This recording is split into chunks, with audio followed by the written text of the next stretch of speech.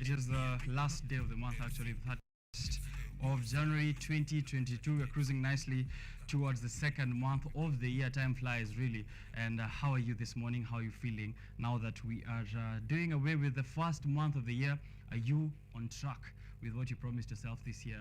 What are your resolutions looking like? If you had any, really, or if you're just setting up new ones. I know some people say that the year begins on the second month. Year wa kwanza ni preparations. You may be a trailer and, just to train yourself to survive the year. So tell me how that's going so far. But welcome to yet another edition of KUTV Rise. Today, this is Biashara Tuesday. We discuss here matters of business and also global economics and see how that, of course, ties down to how we are doing business right here in Kenya. This being KUTV, remember you can tag us on all the social platforms at KUTV Kenya. We are all there, we are all loud, but you can also tag me on my personal handles at Richard_OKENYE. That's why we get to interact, of course, during the show. But most of the activity will be happening here on the screen. So make sure you're glued onto your screens. But if you can't be following this on your screens, you can also check out our social media where we'll be streaming live, or we actually are currently streaming live on Facebook, KUTV Kenya, and then also on YouTube, KUTV Kenya Live. A lot has happened in your world, and that's what we are trying to tie down together into matters of business. Beginning with politics here locally, the standoff between President William Ruto and opposition chief Raila Amolo Odinga took a new twist yesterday when President William Ruto, while in Mombasa, did a broadside declaration that some of those people who were there in the former administration, that is the former Jubilee government, are the ones behind or the ones funding the rallies that we're witnessing in the past 2 weeks that are coming from opposition chief Raila Odinga, saying that President William Ruto will not be going slow on these people who have been finding ways of getting exempt from tax, or they're using backdoor means of getting tax exemptions. And some of those backdoor means are this kind of rallies that are being held by opposition chief Raila Odinga. On his side, of course, hasn't yet provided any names, that is President William Ruto, or his chief tweet, that is One Itumbi, who's been, of course, the one aggressively saying that there are links between the people who are funding these rallies by chief of opposition, that is Raila Odinga, and also between them and the tax exemption case. So we're going to be waiting to see if there is any evidence that is coming up out of that story. But the Daily Nation here, actually, the Standard is the one that is having this headline, that is Ruto goes after Uhuru. Ruto goes after Uhuru, that is after President William Ruto made that declaration and saying that some of those regime officials have been the ones sponsoring Azimio rallies with the purpose of evading tax. On his other end, that is Raila Odinga is yet to provide evidence that there was massive fraud in the elections that were conducted last year, that is August 2022. This has been 5 months since then, and yet, of course, no evidence, no substantial evidence has been presented to the public to believe that indeed there was rigging of the elections of 2022. We'll be waiting to see if either side provides, of course, any evidence supporting what they are claiming. One side, of course, saying that there's regime officials from Uhuru Kenyatta's government sponsoring Raila Odinga's rallies, and also on the other end, Raila Odinga claiming that he was unfairly rigged out of the elections of 2022. That's a top story, of course, the political temperature of the country, something that we are keen on having a look at. Still sticking with matters of the presidential seat and state house, a high court judge, of course, now declared, and I'll be getting that name in just a few, declaring that the presidential race does not need one to have a university degree. This is going to put an open field to all those who want to, of course, vie for the highest office in the land. Now,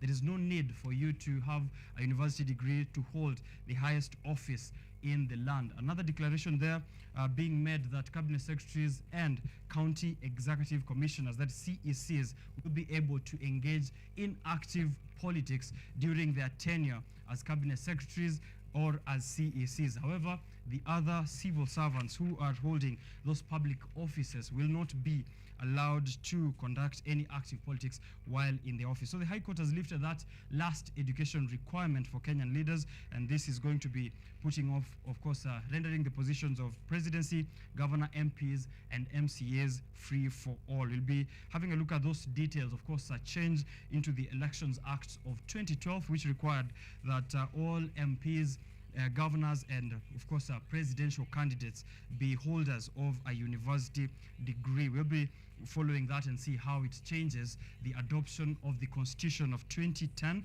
which was the one having the Election Act that requires that university degree before being cleared by the IEBC.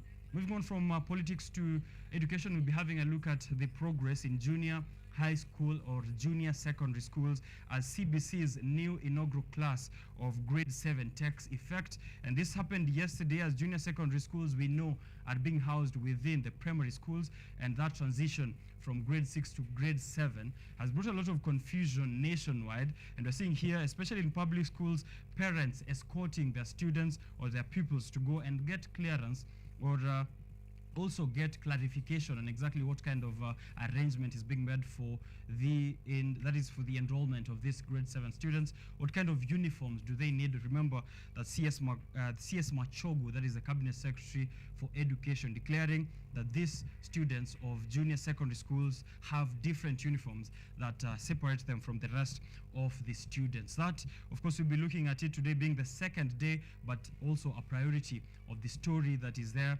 The Daily Nation is putting it as the headline, Junior High Confusion as grade 7 learners open school there. Another declaration in the sphere of education, the government has banned early morning and late evening traveling of learners to get classes, that is morning prep and evening prep. And this declaration by the Education Cabinet Secretary Ezekiel Mashogu puts the schedule for the school calendar on a daily basis to begin at 8 a.m. and to end at 3:45 p.m. and is saying that this is to prevent that subjecting of learners to unnecessary struggles by waking them up at 4 a.m. to attend classes in school by 6 a.m. So students will not be attending class before the break of dawn, and they shall not be in school before dusk sets in. That is, of course, what is happening in the sphere of education, and we're looking at much more into what the declaration means and how the parents and students and teachers can, of course, adjust successfully and, of course, continue with matters of education. The economy struggling. Of course, all these showdowns happening in education, in politics, are being presented to a public that is tired and struggling from the rising cost of living. And it looks like the promise of the lowering of electricity prices will not be realized anytime soon, as Kenya Power seeks to get a raise or a hike in the tariffs that are being charged to Kenyan consumers in matters of electricity. And low-income consumers are going to be the one to be hit the hardest if this price review goes through, as the proposal reads here, by Kenya Power. And if it's adopted by the industry, it seems that prices of electricity will go up from 12 Kenyan shillings per unit to 21 Kenyan shillings per unit, a whopping 10 shillings that is on top of the current, of course, tariff that is being charged on electricity prices. This is not something new because, of course, as we saw in the Jubilee administration under President Uhuru Kenyatta, there was a subsidy that was put in place worth 15 million Kenyan shillings, 14 billion actually, treasury subsidy that supported the power reduction under former President Uhuru Kenyatta's regime, and that was happening last year in January of 2022, where we saw electricity prices dip by a huge margin of 15%. This reduction was, however, momentarily, and we might be facing a new issue where that price cut is not effected anymore or into the future if, of course, this proposal by Kenya Power is taken into effect and the industries get to adopt this. Everywhere we'll be seeing commercial and industrial, of course, categories of consumers increase prices of those electricity units, and these figures I'll be giving them to you as we go on with the show, and also get to know how you will be affected in matters of the cost of living. Of course, once electricity prices go up, we expect the rest of the goods or the rest of the production in the country to also be experiencing a hike in prices. So it seems that the cost of living in the country keeps going up, and we are hoping that the president, even as we see the doubling down of taxation and also many other subsidies being scrapped, we are hoping that there is a permanent and of course new solution to this kind of crisis. We've been complaining from way before that subsidies will not be the solution for this nation, but of course scrapping them totally and not offering another solution is a whole story differently, and we'll be looking at how that affects Kenya. One other thing that I think is important to mention before we begin the show is the privatization bill that is being proposed here by President William Ruto, whose goal is to privatize at least between 5 to 10 public enterprises by the end of the year. The deadline for public participation is slated for February the 7th at exactly 5 p.m. Kenyans are invited to write their or to provide their written submissions to these recommendations of the draft of the privatization bill of 2023. Some of those approved privatization programs and institutions are laid here on the standard this morning, and I'll be giving them to you so that you know if you want KenGen to be privatized, Kenya Meat Commission, New Kenya Cooperative Creameries, and many others in a list that I'll be giving to you later on as we go on with the show. So you have a lot to look forward to as we get to discuss what is happening here on the dailies this morning, and also the developments that have been there since last week on Tuesday when we saw each other here on KUTV Rise Today. Here again this morning I'll be joined by a couple of guests, as we always do, to ensure that we are also having a look at what others are doing in the world of business and also in politics. What are the youth getting themselves engaged in, and how can we all get to learn and benefit from the ventures and the various initiatives that they're coming up with this morning. I have a couple of guests that you should be looking forward to, one of them being Samuel Jane, who is a youth activist and entrepreneur.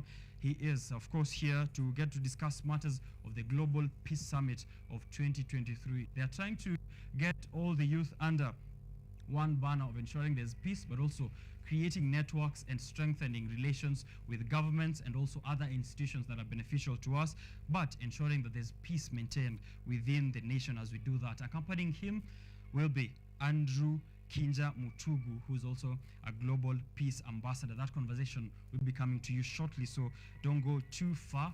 But in matters of business, I also have an interesting young man who's an engineer by the name of Paul Maina, and he's the director of Panco Builders Limited. Is here to get to give us a perspective on what goes around construction. We've seen a lot of issues, of course, in the country in matters of construction of buildings and infrastructure all over. Of course, what should you consider when you're doing construction, and what kind of quality will you be looking forward to as you even go that? So we're going to discuss all the relevant details as pertains construction. If you have any question, if you're going to be doing your own small construction anytime soon, and you have any gray areas that you want to be polished or have a look at and clarified, this is the show that you need to be tuned into as we head into that conversation. Right now, I'm going out to see what is happening on those roads, courtesy of Ma3 route. I'll be giving you that information live here, and then also giving you the alternative routes as you provide them to me. So tag me at KUTV Kenya, at Richard_Kenye, and I'll be able to see that. So don't go too far. Let me have a look at those traffic updates.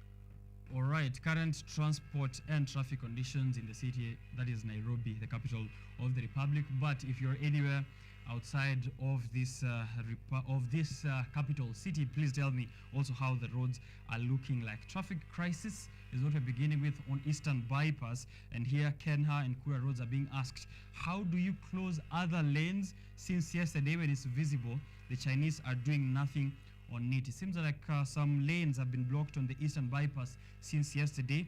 that is in due to expected construction happening there, but it seems there's no construction happening or any development so far as from yesterday, and motorists are suffering on Eastern Bypass. There's a traffic crisis right there. Thika Road from Allsops, both service and the main are jam-packed but moving at a snail's pace, so beware as you head out to town. That is from 411 Kama, anatuambia pale on Twitter. If your vehicle insurance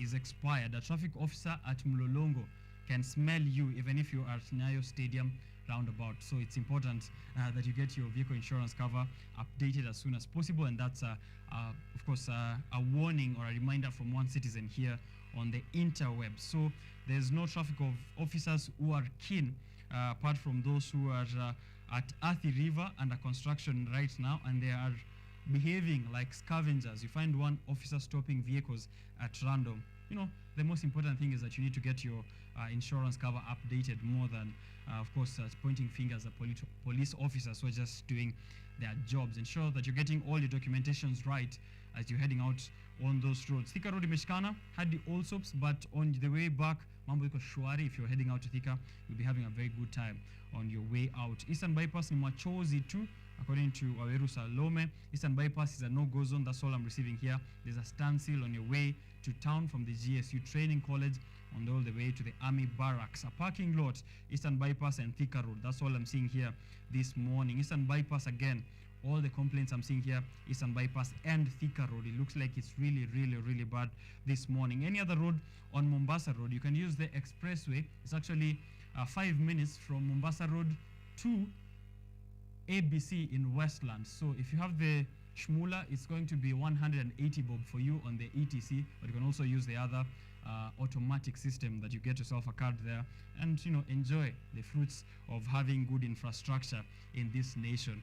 Any other updates, please do tell me and I'll be giving them to you. I am seeing only complaints from Thika Road and the Eastern Bypass. Kiambu Road, kunakaa namna gani? Of course, if you're coming from Kiambu Road and you're trying to get to town, Thika Road kumeshikana. It seems pale Muthaiga, you will not be having a smooth ride, so find alternative routes as soon as possible, but keep updating us, and then we'll be doing that as well as we go on with the show. Right about now, going out to have a look at the news updates from yesterday night leading up to this morning. The news updates from KUTV Rise today, so don't go too far. I'll be right back.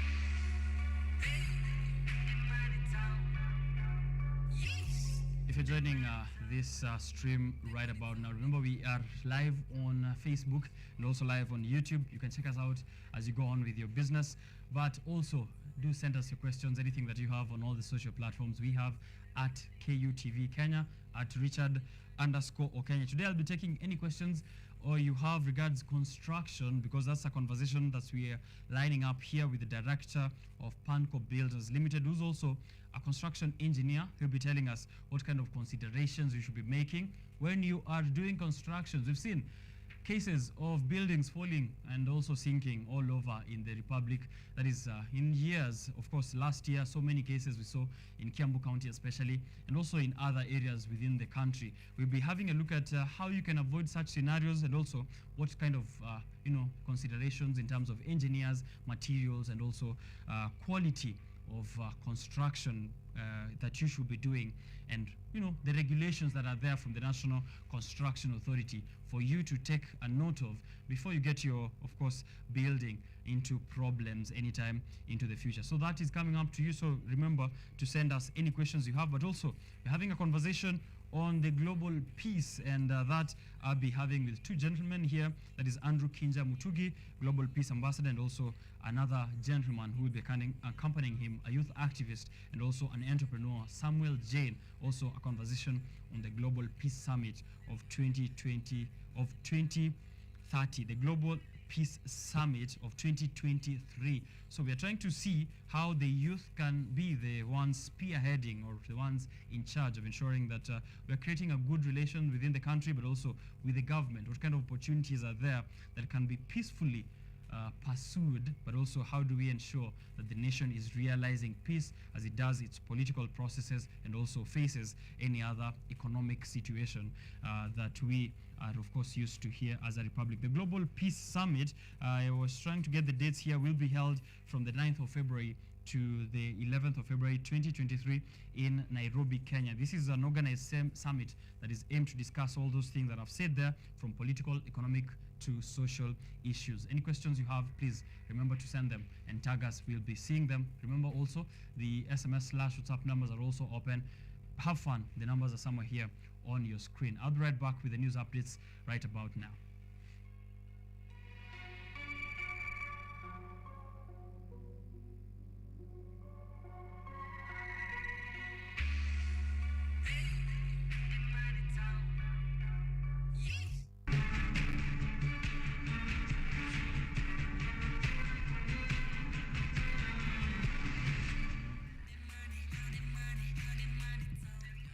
All right, we begin now with matters of education. The first batch of competency-based curriculum learners, that is CBC learners, have as of yesterday joined the junior secondary school amidst confusion over teachers' placement, uniforms, and other technicalities. And as now Jacqueline Wanjiru reports, the Cabinet Secretary for Education, that is Ezekiel Machogu, has said that the grade 7 learners should not be sent away over school uniforms.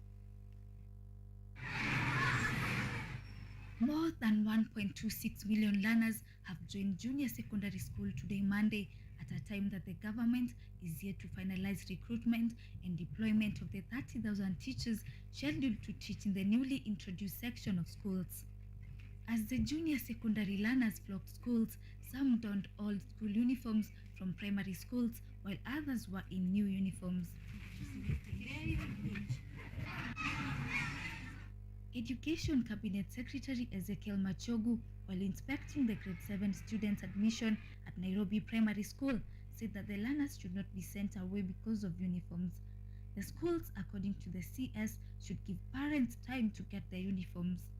The CS further reiterated that JSS education is free in all public schools, as the government is providing capitation for each student.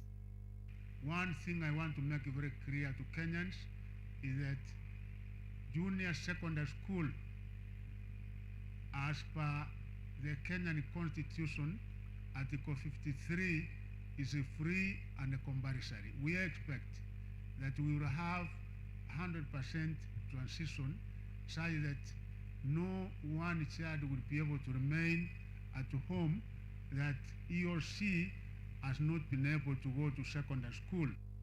On matters textbooks, last week, the Education Ministry launched a distribution drive for grade 7 textbooks and teacher guides. These items, Machogu says, will be freely availed to all public learning institutions by February 17th. And as you are aware, the government of Kenya, through His Excellency, the President of the Republic of Kenya, Dr. William Samoei Ruto, has disbursed a total of 3,164 million, which has purchased all the required books. The Ministry of Education last week released a list of schools approved to host junior secondary school in each sub-county, where only schools that met the ministry's requirements were approved. Jacqueline Wanjiru, KUTV.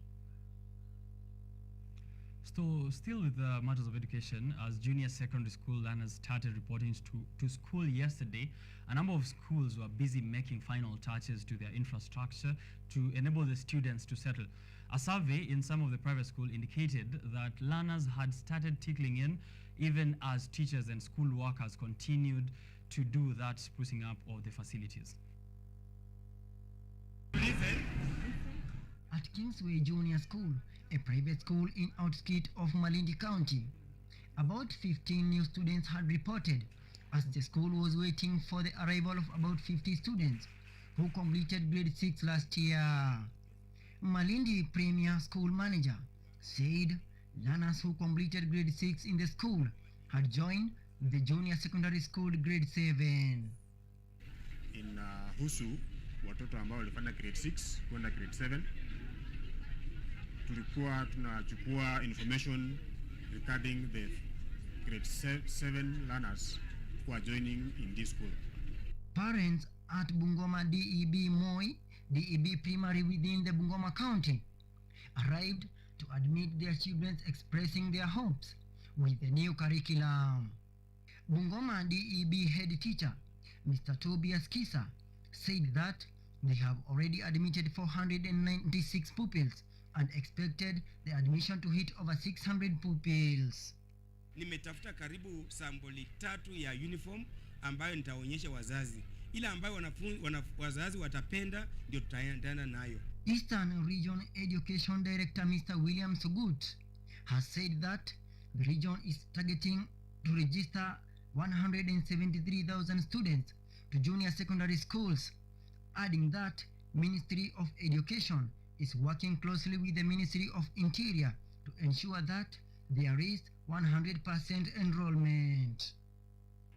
Ningependa kuwahimiza washikadau wote kuhakikisha kwamba watoto wamefika shule, na kama wizara upande huu tutashikilia kwamba watoto wote wafike shule ili waweze kusajiliwa. Sugut has called on all education stakeholders to ensure that all students who sat for the KEPSA exams are enrolled in junior secondary schools. Wilson Tobiko, KU TV. All right, now let's have a look at matters of politics. President William Ruto has hit back at the Azimio One Kenya leader Raila Odinga's claims that the 3 IEBC commissioners, including former chairperson of the IEBC Wafula Chebukati, paid him a visit at his home before the announcement of the August 9th, 2022 election results. President Ruto was speaking in Mombasa during Africa Prosecutors Conference. Okumu Modachi has this story. During his address at the Africa Prosecutors Association conference in Mombasa, President William Ruto disregarded the opposition chief Raila Odinga's allegations of visit by the 3 former IEBC commissioners, wondering why Raila, a then presidential candidate, invited the former commissioners to his residence. I was listening yesterday to one of our politicians who was alleging that members of the Independent Electoral and Boundaries Commission went to his house. The president wondered about the accusations by Odinga, leaving him with more questions than answers, including and not limited to why the Azimio leader failed to present the electoral offenses in court during hearing of the petition challenging the presidential result, as he alleges in September last year.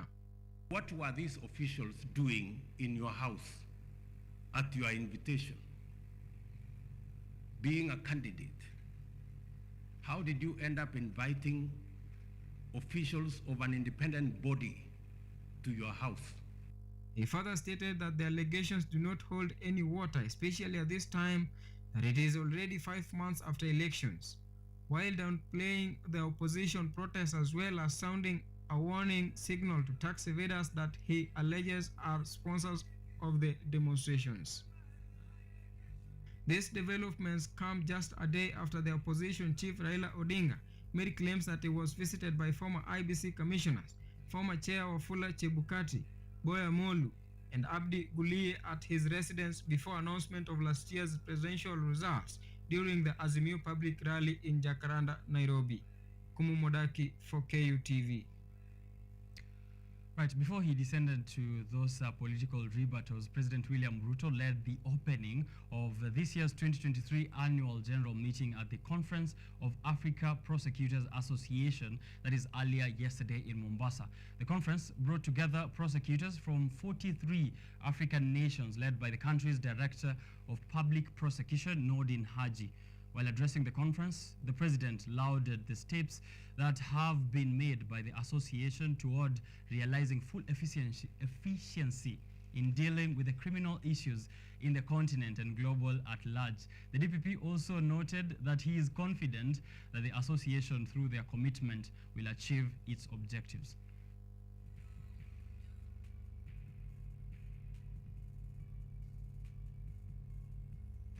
This conference affords us with the opportunity to engage, deliberate, network, and share experiences and best practices towards the development of efficient and effective strategies in tackling transnational organized crimes.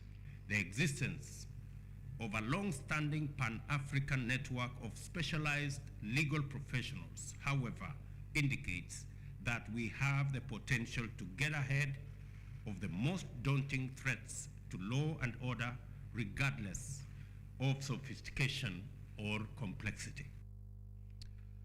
Right, now the government has also set aside 2 billion Kenyan shillings for immediate response to the raging drought and famine in Kenya. Deputy President Rigathi Gachagua said this during a consultative meeting as he called for consolidation of public and private sector interventions. And this is as Caroline now reports. Data from National Drought Management Authority shows that at least 4.35 million people in 23 counties are facing starvation, with another 846,000 in 9 additional counties in need of assistance. While presiding over a consultative meeting on the drought situation in the country at his Harambee House Annex office on Monday, Deputy President Rigathi Gachagua asked the different ministries and government agencies to include other partners in the response to avoid duplication of roles in combating the drought that has affected more than 5.3 million people. Again, I think CS, now that you are settled, you need to review counties that were not in a SAL that needs to be brought on board. In our own assessments, 25 counties out of 47 are in serious distress because of climate change and depressed rains. To date, various mitigation efforts have been deployed to the most affected parts of the country, including distribution of relief food, tracking of water to those in need, drilling and rehabilitation of boreholes, and a livestock offset program that was spearheaded by the Kenya Meat Commission with the support of the Kenya Red Cross. From the presentation by the Meteorological Department, the situation is not getting any better.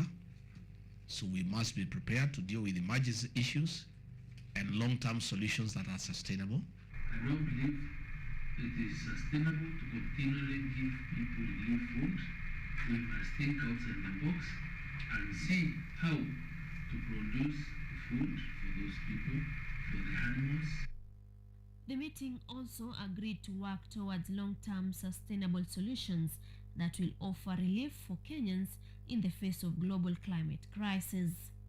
With all indications that rainfall will be low this year, the government is set to assemble 57.36 billion shillings for short-term and long-term sustainability programs, which will be gradually implemented until October 2023.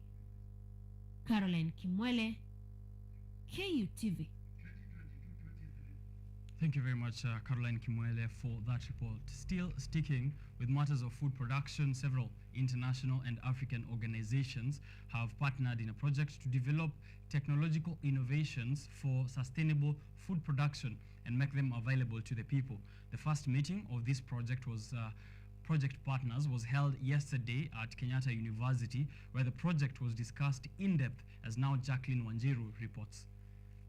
The Integrated and Circular Technologies for Sustainable City Region Food Systems in Africa INCITES organization is conducting a project on sustainable food production systems and innovations, which include aquaponics and hydroponics. The project, which is funded by the European Union, has among other objectives to develop demand-driven circular agri-food technologies and practices with locally available resources, boost entrepreneurship, and reduce environmental footprint.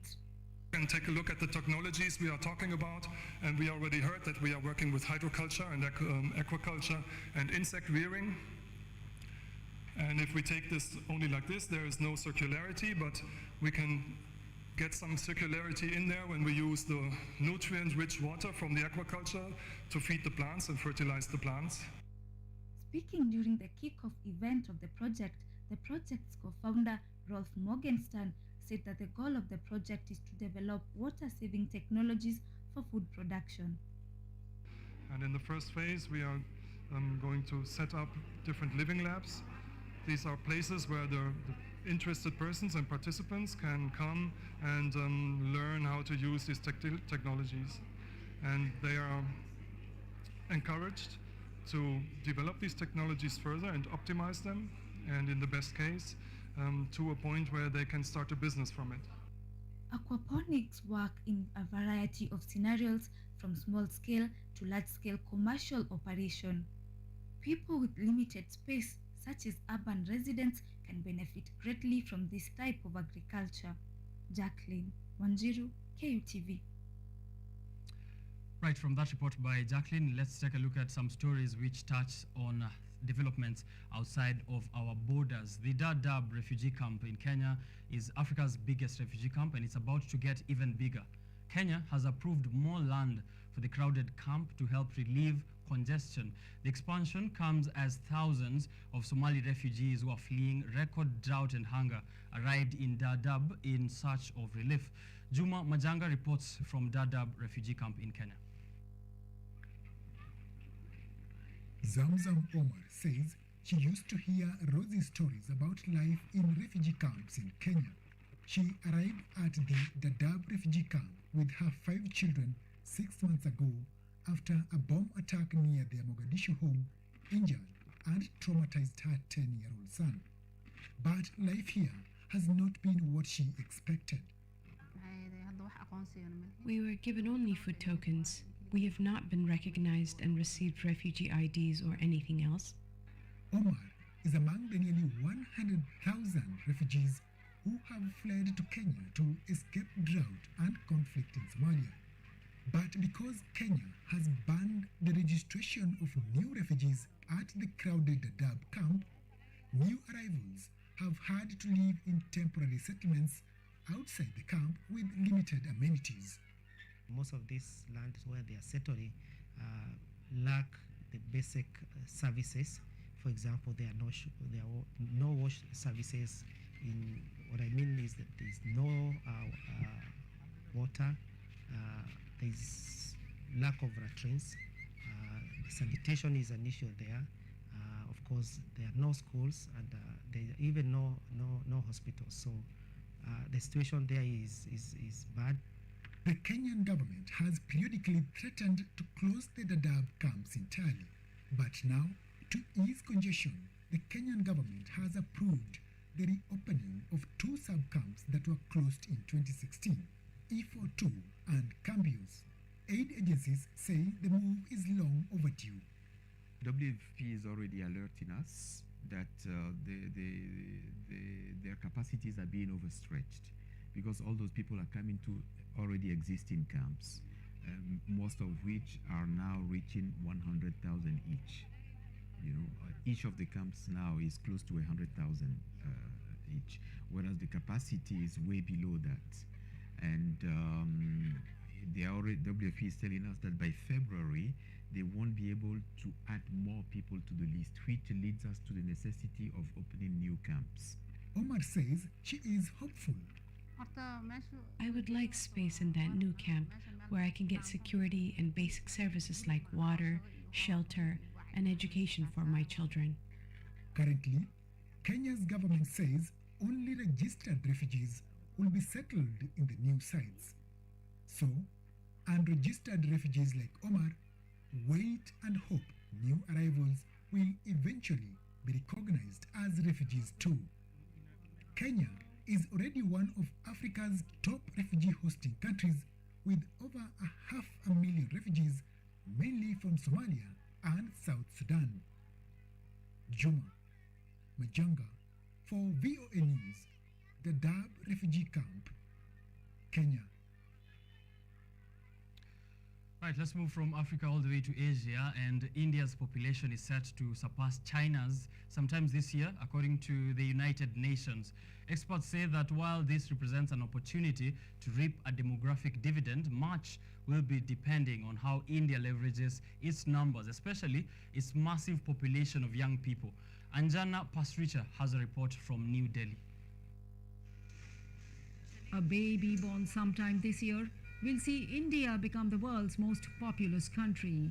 Some experts say that may already have happened after China reported this month that its population has shrunk.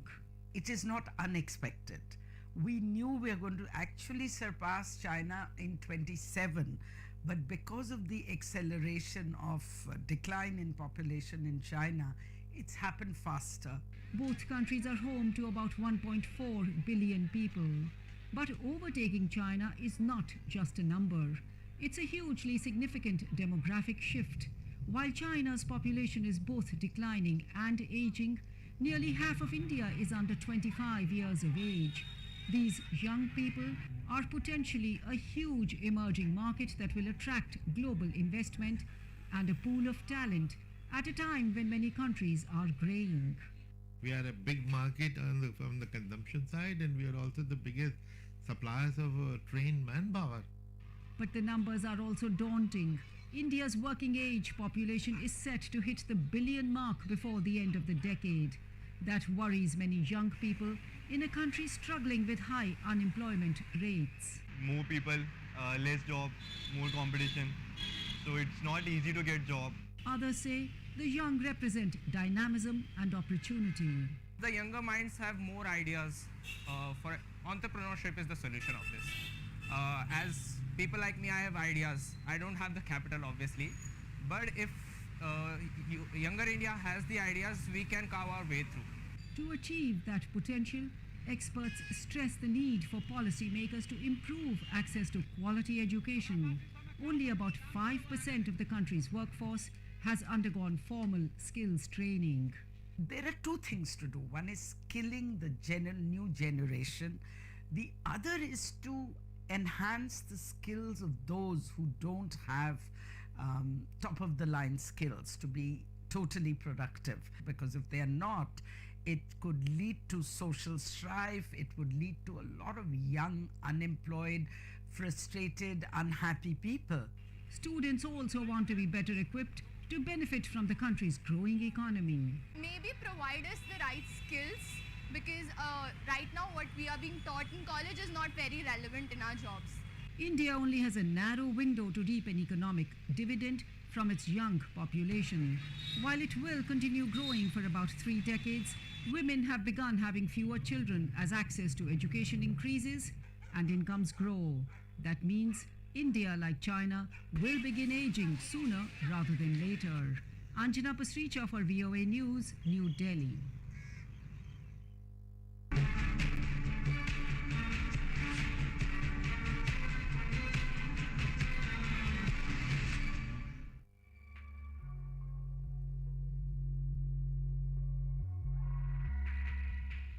All right.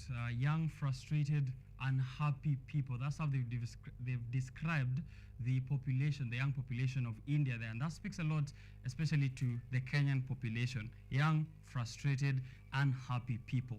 That's all we have for you this morning on KUTV Rise Today. We'll be, of course, continuing with matters of business on the hashtag Biashara Tuesday. Engage with me. I'm coming back with more conversations and the developments in the world of business. You don't want to miss that.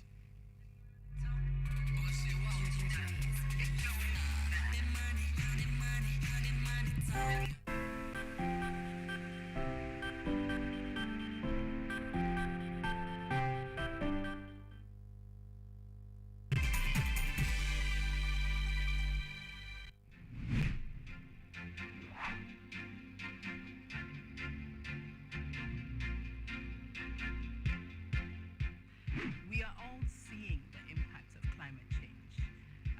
In Kenya, for example, the frequency of the floods is becoming more and worse. The amount of people and livestock we're losing.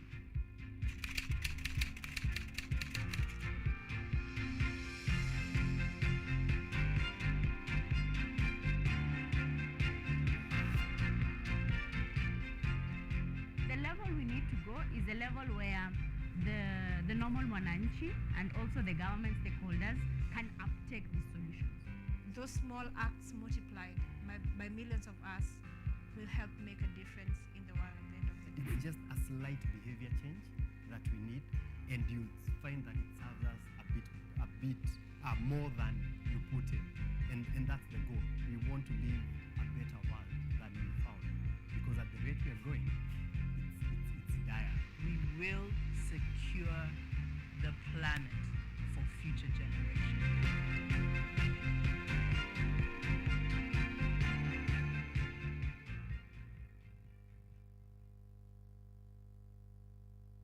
ZACAM is an individual or a group of men and women who believe in research and innovation, and especially in the medical field, where especially we are dealing in orthopedic care.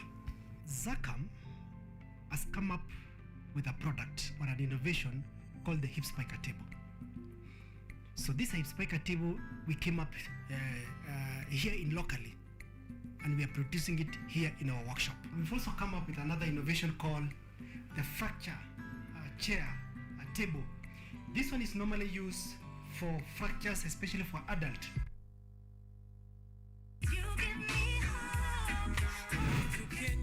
This is my jam down. I say man me I will never give up. Na hata nikisota away. Show me something. Everybody wanna feel like me. You is like a river. Real thing if I never mama I wouldn't believe it. Hear me when I say just like Lola ni programu inayokupa fursa ya kutizama video zozote pindi tu unapokuwa na nafasi. Hadithi za kukupa motisha, drama, maisha ya vyuo vikuu, teknolojia, masuala ya jamii, kuzuru maeneo tofauti, spoti, burudani na zaidi. Pata programu ya Lola sasa kwenye rununu yako kwa yote unayohitaji.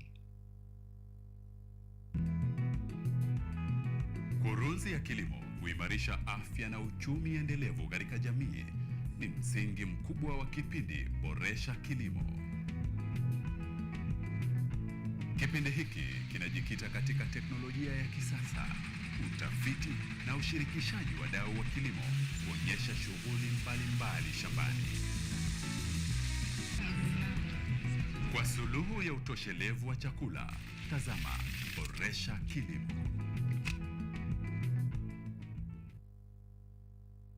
Kenyatta University Career Week 2023, starting this Saturday the 28th. The ever-entertaining, educative and energizing high school fair will be taking place at the university's graduation square from 9 a.m. The event is open to all high school students free of charge.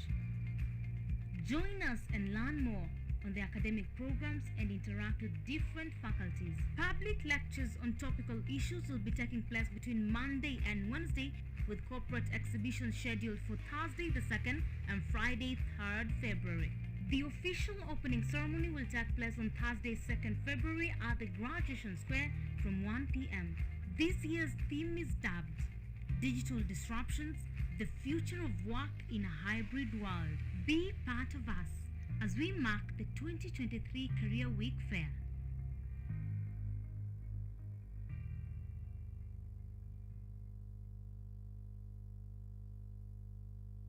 Vera Beauty and Fashion College is focused on being the leading technical and vocational training institute in the region. Our team possesses in-depth knowledge and extensive experience in the industry, offering thorough training in cosmetology, hairdressing, interior design, creative arts, training of trainers, nail technology, and fashion design. With branches in Nairobi, Thika, Meru, Eldoret, and now in Mombasa, our courses ensure that learners are completely equipped with knowledge, competency, and employability skills. Enroll today to be a part of a center of excellence.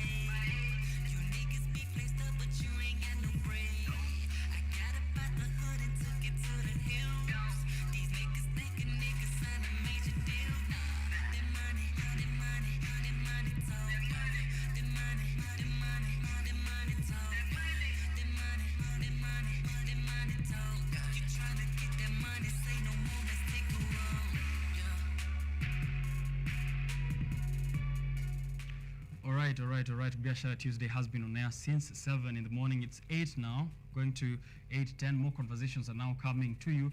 We're done with the news updates, we're done with the traffic updates, but please do tell me how the roads are looking like even as we go on with the show. But for now, I'll be going into a very important discussion that we want to have here on the Global Summit or Global Peace Summit of Kenya 2023. It's aiming at providing possibilities to brilliant, younger, competent and enthusiastic peace developers from 70 plus nations, and this is going to broaden their thoughts, their avenue maps to attain sustainable improvement of their dreams and advice on peace of their groups to counter excessive violence, hate and discrimination. We'll be having a discussion on exactly what will be the objective of this Global Peace Summit, and if you want to engage, how do you engage, and what are some of those key issues that will be addressed at this summit. I'll be having this conversation with a gentleman who's joining me here on set for the first time, and also a Global Peace Ambassador. He'll be joining us shortly, so if you have any questions, please do send them through to us. We'll be with you in a moment.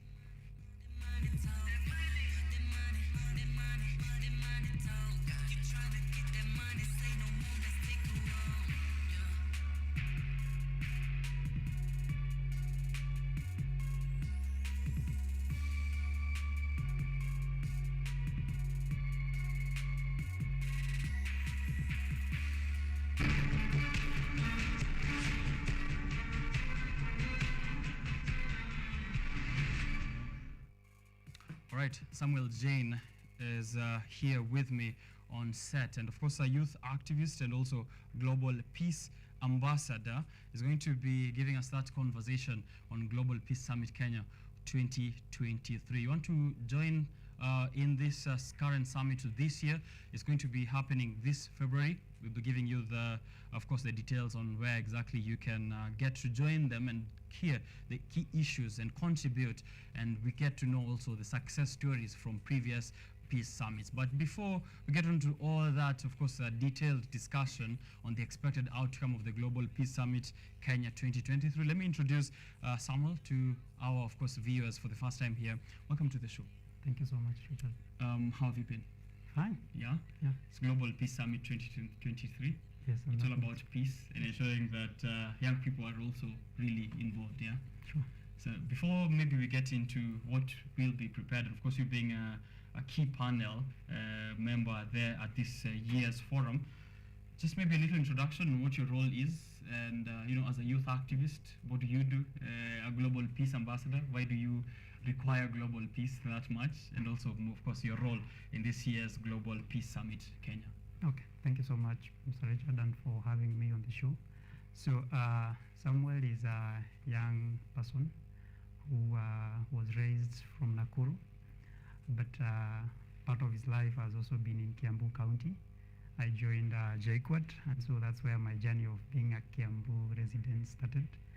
But over and above that, professionally, I'm a data scientist at Moringa School, where I do teach data science. And I've been a champion of different programs. Personally, I was a beneficiary of the Ajira program. Then after the Ajira program, I was able to join the Kenya Youth Employment Opportunity Project, where I've been a champion of the program in Kiambu County.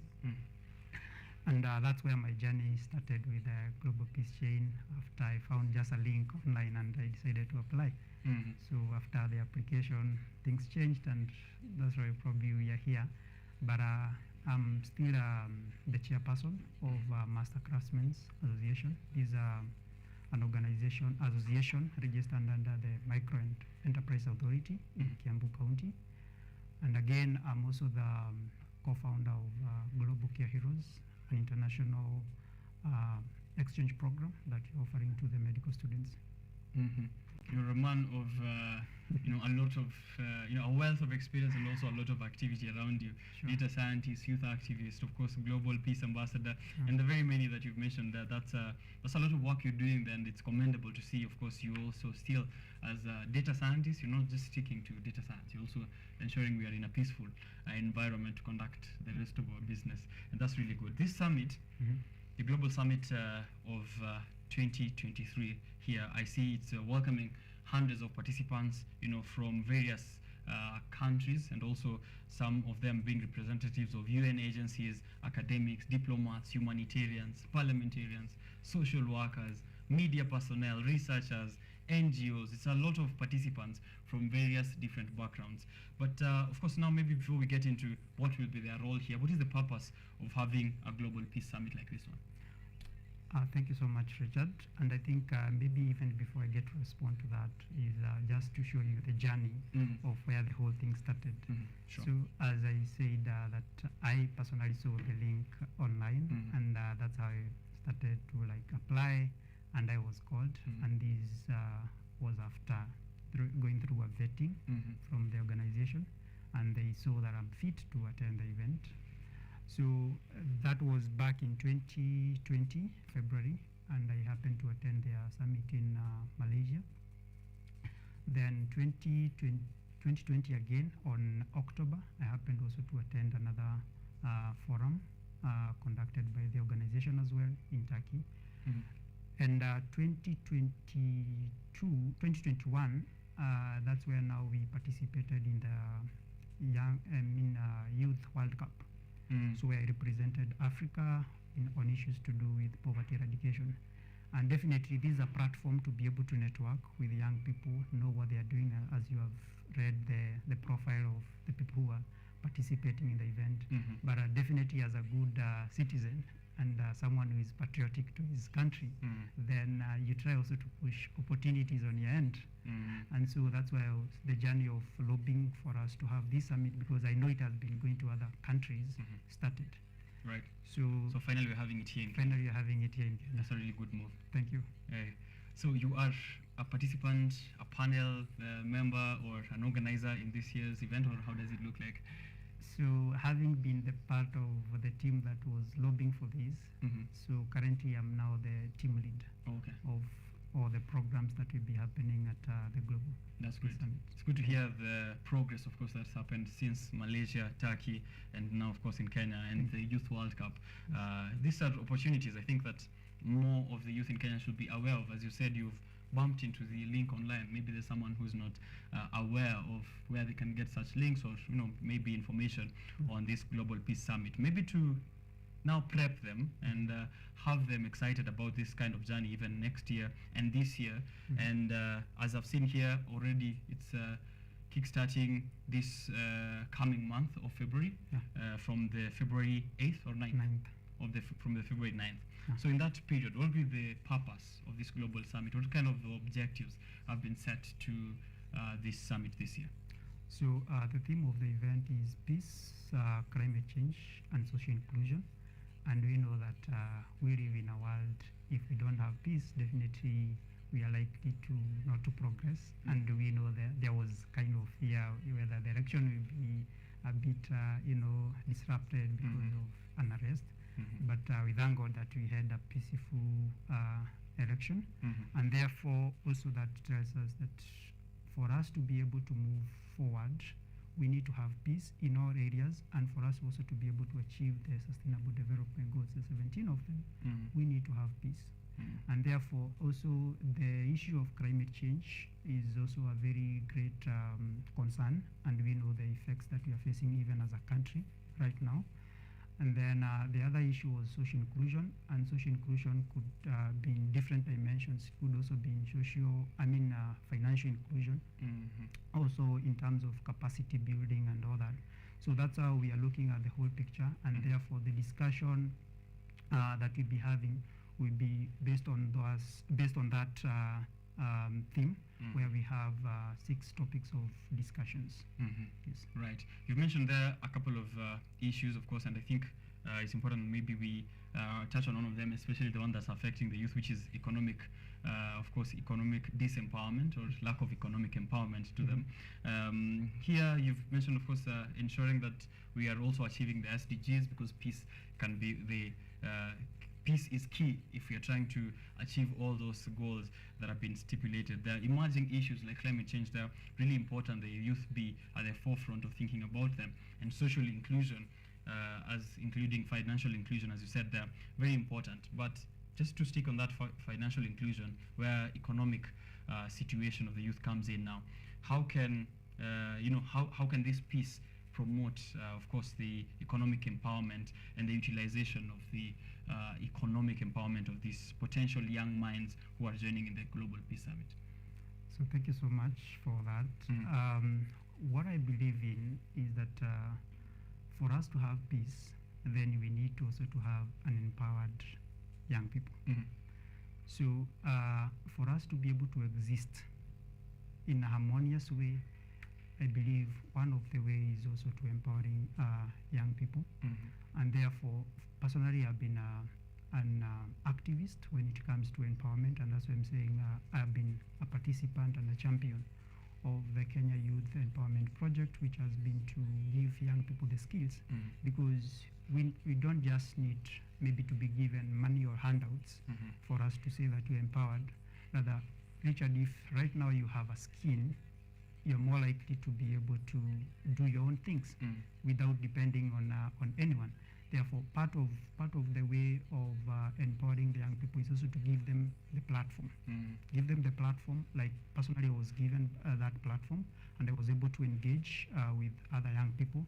And having done that, I believe we'll be able to say that we have a community of young people who are already at peace with one another, because you're very busy doing whatever that you're supposed to do, rather you're not being carried away to bring an arrest. Right. Yeah. That's definitely one way, of course, of ensuring that the society is headed in the right direction. Here we just talked about India's population, which is going to be surpassing the China's population, which is of course the biggest in the globe all over.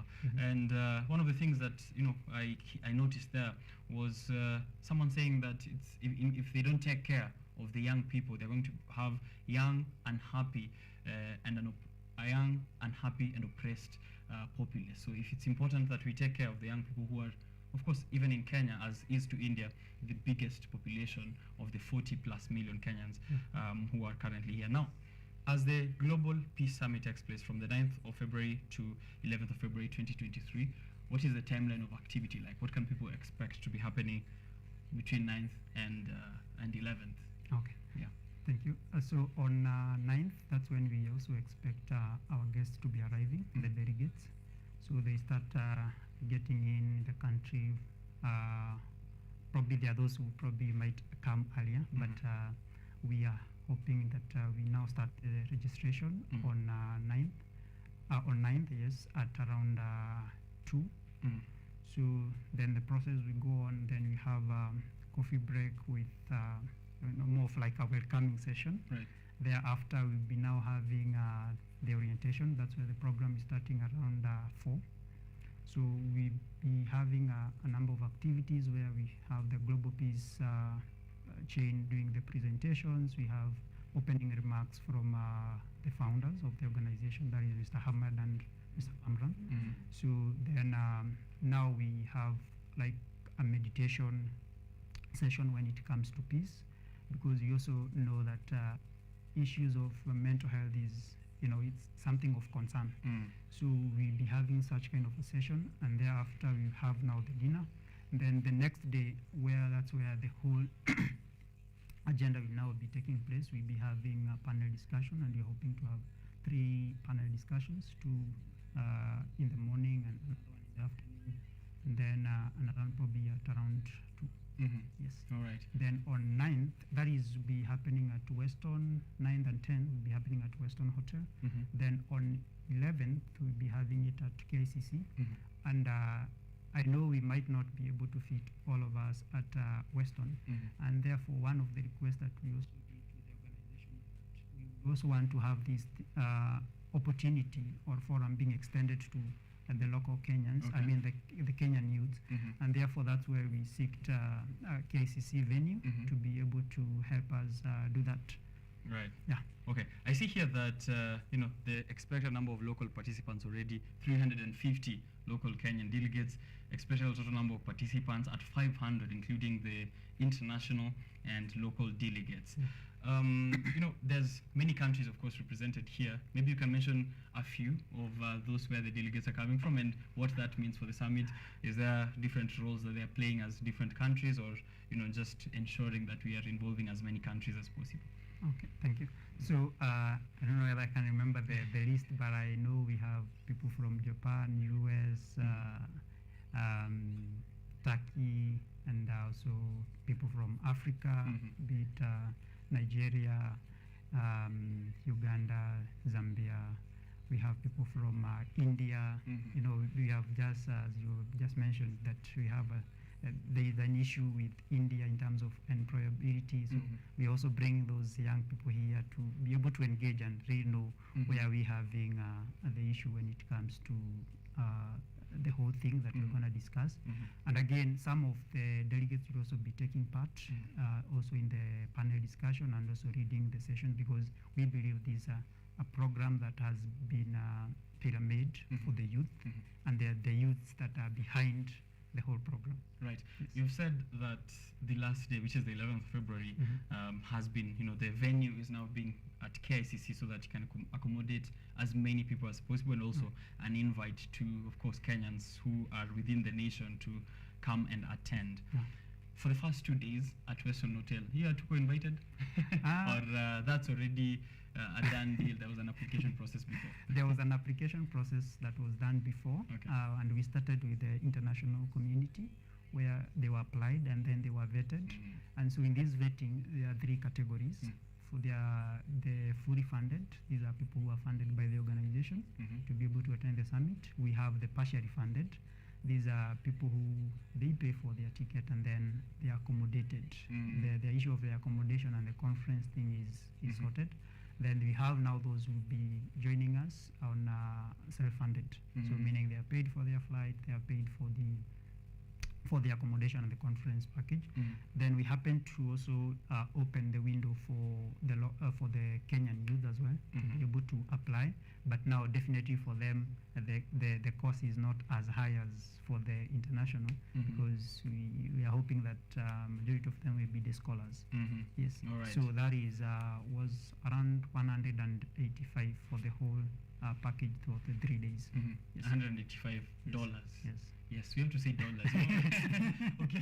Ukiambia Kenya 185 anakuambia tume na kutoa 210. But yes, 185 of course. But that is that's a closed deal. You can't make an application right now. We are still having a window for application, because we can't deny someone an opportunity if we are at a position to be able to do that. Though again, we are also regulating the numbers so that we don't overcrowd the place, of course. Yes. Is there a way that the public can follow up through with the summit and maybe engage in the discussions? Yeah, though we are also planning to be online for some sessions. We also be having a press conference, updating people on what will be happening. So we are trying to engage the media fraternity to be able to facilitate that. Okay. Yeah. So, if you are out there and you're trying to get to the Global Peace Summit that is happening in Kenya 2023, be on the lookout. Are there platforms where they can be checking out the website or something like that? There is if they go to their browsers, they can be able to check Global Peace Summit. Global Peace Chain Organization, and they find it there. They find all the information pertaining to the whole event, and also the program and the rest of the information. Right. Having attended some of the previous ones that have happened over the years, what are some of the success stories or some of the important discussions that you can highlight from the time that you've been there? Something that you can learn even as, more of us seek to join and participate in Global Peace Summits now and into the future? Definitely, there are a lot of benefit, especially to me as an individual, and also I'm also seeing it on benefit to the country. And maybe to start with the benefits to the individual is that having attended those forums, I think it has really opened up my network. And for you to be able to know your worth, also you could measure it based on or the scope of your network. Mhm. So right now I can attest that my network has increased even globally. And then the other thing was having managed to do my presentation. I think that was also a very good platform for me as a young person, and has really made me to also people see that indeed there is a person of good stand when it comes to articulating issues. Then the other thing is through that network, that's where the journey of having the organization that you call Global Care Heroes started. Okay. We met with someone there and we found like, why can't we start something? Because we had the same interest. Okay. So that kind of forum gets to open up opportunities for you to be able to link with people of your like mind. And out of the organization, what we have been able to achieve so far, because we started back in 2022 January. So I brought those guys here in Kenya. Some were from US, some from India, and also from China.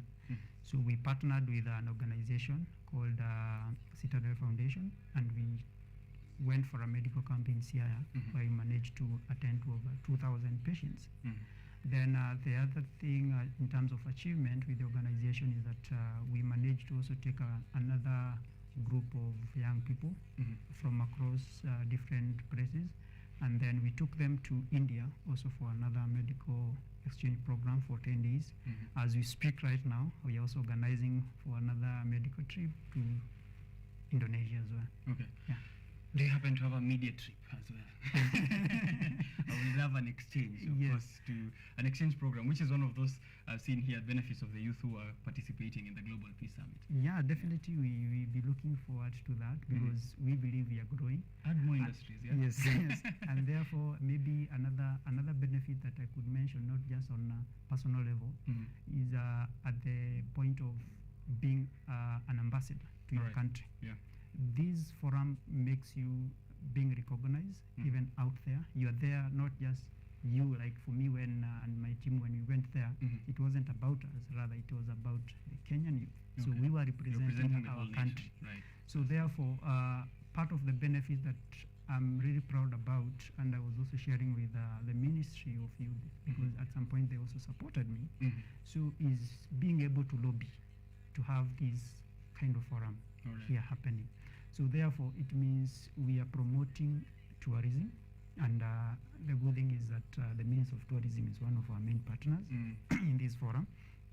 And then the other thing is also, we know the hospital industry has been hit hard by the issue of COVID, and therefore bringing these kind of forums are able to revive the industry to be able to go back to its normal position where it was. Right. And again, be having people moving around, it's a way of showcasing our heritage to other international community as well. Right. Yeah. Here, I've had an interesting point there. You mentioned that the ministry is also involved there, but as well, of course, others from the government. And sometimes when we see the youth, involved in a project or a peace summit, they tend to exclude the government because it's said that the government is the source of this many problems that we are currently facing.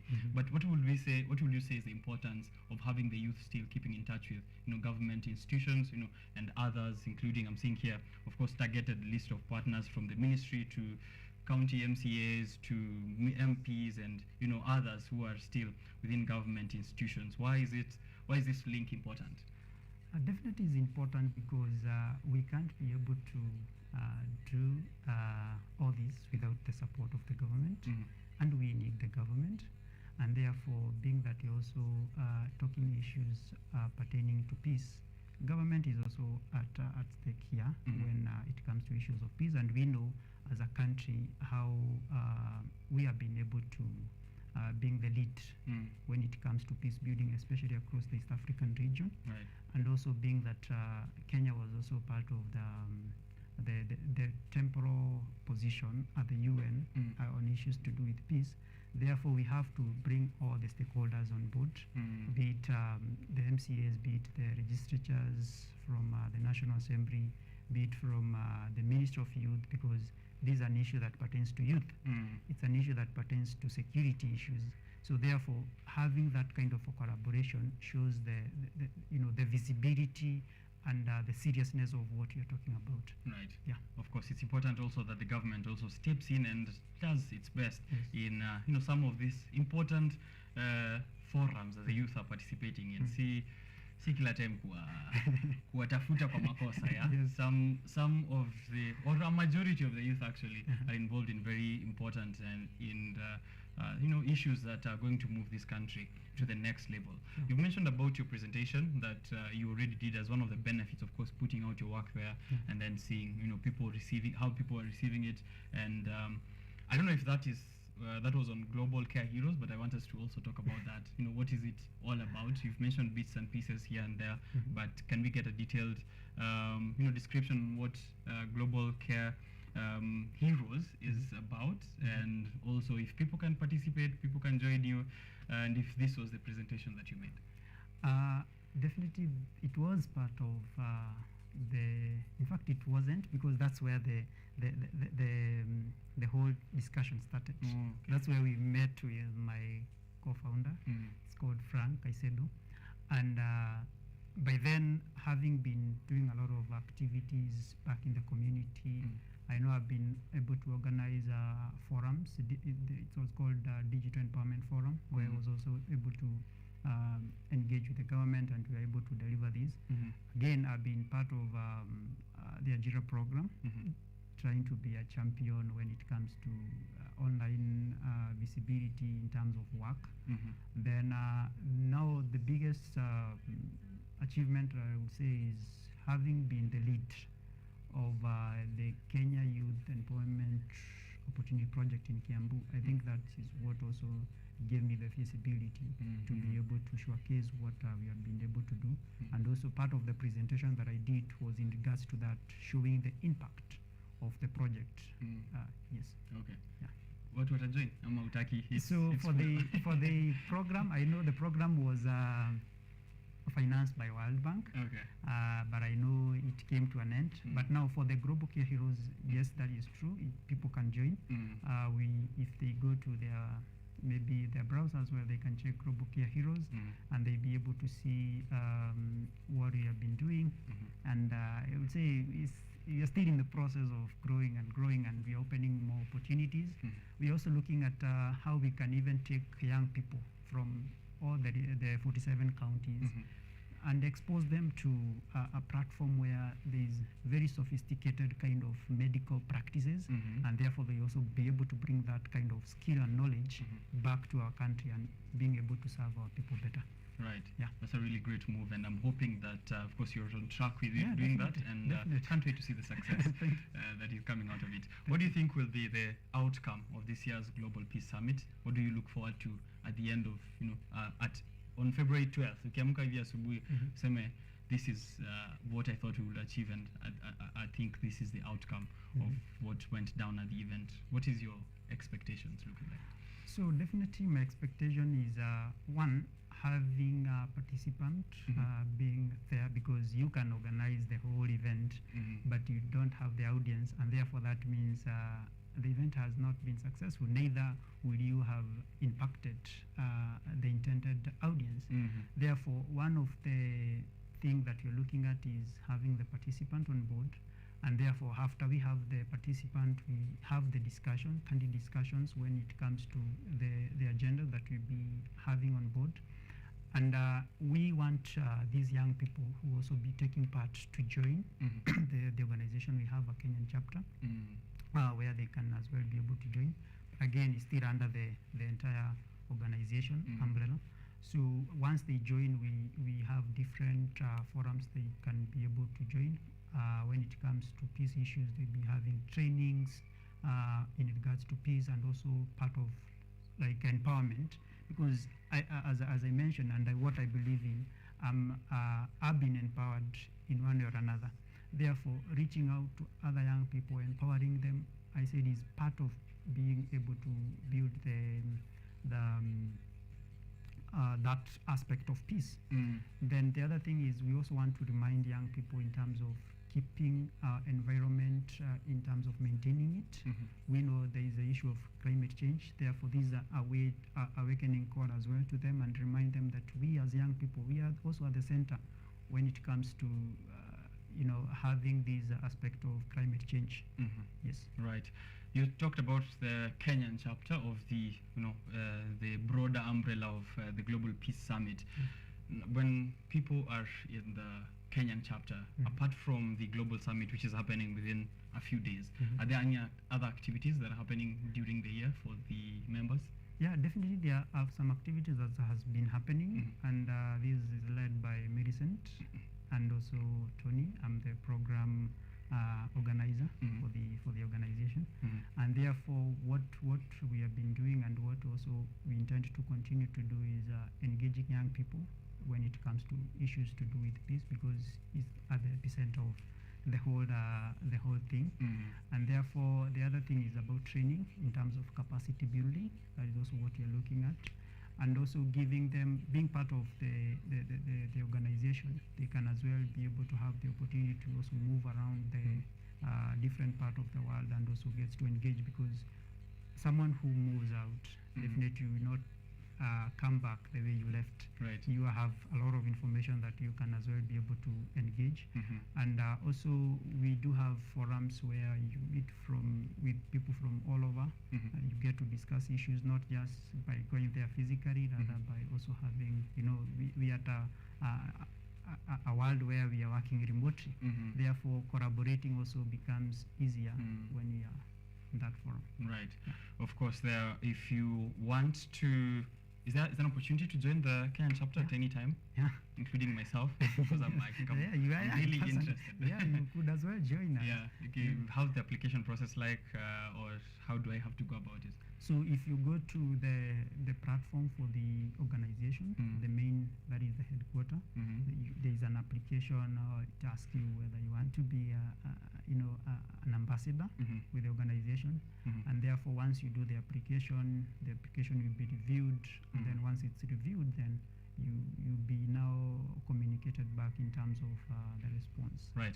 And the website is globalpeacechain.org, right? Yes. So if you can check out globalpeacechain.org for organization, you can get to see what he's saying, whether you can follow through with what has happened over the years, and also if you want to join as well, you can get those necessary steps there. I think we've covered as much as we can for what is happening in the Global Peace Summit, and also as to do with the Global Care Heroes. I'm really interested in that, and I'm hoping that we can get another time to just solely focus on the achievements of that Global Care Heroes. I think it's a really commendable thing that you're doing there, and wishing you success into the future. A last call out, one for peace, just generally, we came from an election period last year where it is now been named as the most peaceful election that Kenyans had in the past, I think 4 or 5 election cycles, and maybe a call out and to the youth to ensure that we are continuously maintaining peace, and also secondly for the Global Peace Summit, what people can expect if they can come through to KICC as well. This is your chance to send out that call to action. Okay, thank you. So what we say at the organization is that peace by dialogue. Therefore, this is the platform for us to be able to engage with each other and discuss issues to do with peace, because we know that peace is a very vocal thing when it comes to achieving the 17 SDGs. Therefore, it's the platform that we are offering to the young people to be able to come join us during the forum and being able to engage with us when it comes to the whole event. Maybe just to remind you something that we are working on. There is a program that we also want to make tourism part of this, because we believe that tourism has been or is part of the way we can as well be able to promote peace. Because the moment you have diversity, which is brought by tourism aspect, therefore we are able to achieve that peace, and therefore we'll be launching a program, Peace by Tourism Ambassadors. These are be champions that also be articulating issues in regards to promoting tourism as well as we promote peace as well. Right. Yeah. Peace by tourism. Peace by tourism. Peace by tourism. That's a really good name. How do you come up with such amazing name? Global Care Heroes, Peace by Tourism. I'm really in love with the creative process. Definitely, it's, you have to be creative, but I think it's something that has been also discussed with the people that we are working with, and therefore I believe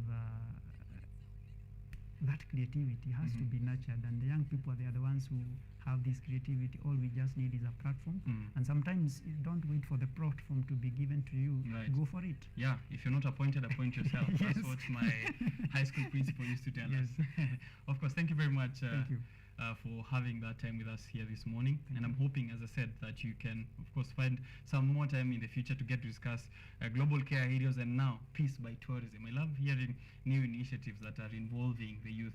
Asante sana for making time. Thank you so much. And you can say hi to the rest of the team, including Tony Olela, who is already here, and Menyambia Global Peace Chain Kenya Summit 2023. That's all is about this morning. Thank you very much for tuning in, Olela, Tony, and supporting, of course, here Mr. Samuel, who is joining us on set this morning on Biashara Tuesday. Continue tagging us and also having us see your questions on what we just discussed. If you missed this conversation, I always say we'll get it full on YouTube, KUTV Kenya. Right about now, we're going for a very short break, but I'm coming back with Engineer Paul Maina, who is a director at PANCO, and he will be, of course, telling us what exactly you need to consider when you're doing construction.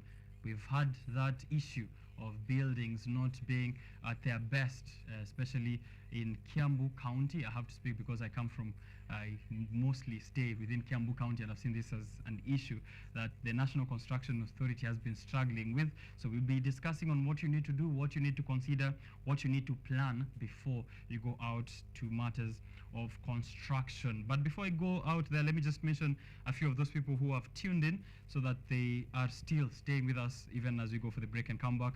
Stacy Nesh anasema OKENYE, you are doing a good job. Asante sana. Hashtag Biashara Tuesday, hashtag KUTV. Let's talk about money. That's what we are all about here this morning. And of course, we have to discuss peace. Huwezi kuwa na pesa na una amani, yeah? Hawezi lala, hata hawezi tumia hiyo pesa vizuri. So it's important that you also check out the Global Peace Summit as we talk about money here. Stacy Nesh, asante sana for tuning in. Olela Tony also tuned in. Asante sana. Mary Mutula, sema Global Peace Summit Kenya 2023. Good job to Samuel Jane and Kinja Andrew Mutugi. Kinja Andrew Mutugi, if you're watching this, we missed you this morning, but that's a discussion we'll have another time. Make sure you send my comments to him. You're doing some amazing work, of course, there. Shout out to your committee members, including Kinja Andrew Mutugi. Nesta Monstix anasema OKENYE nipe business idea, niko na 10k.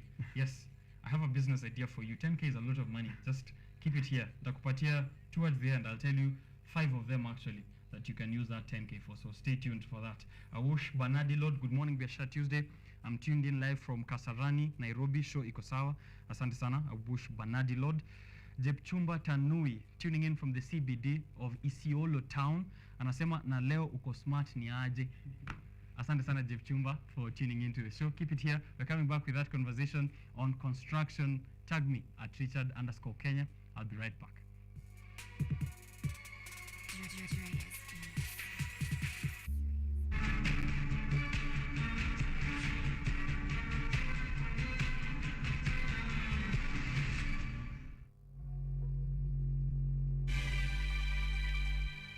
Kenyatta University Career Week 2023, starting this Saturday the 28th. The ever-entertaining, educative and energizing high school fair will be taking place at the university's graduation square from 9 a.m.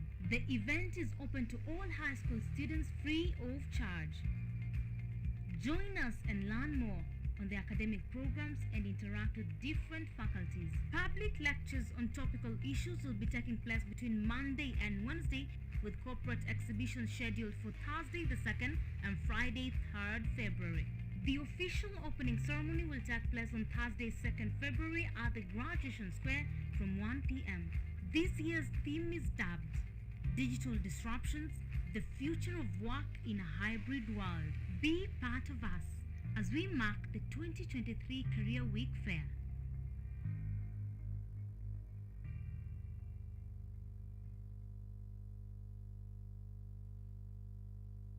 Vera Beauty and Fashion College is focused on being the leading technical and vocational training institute in the region.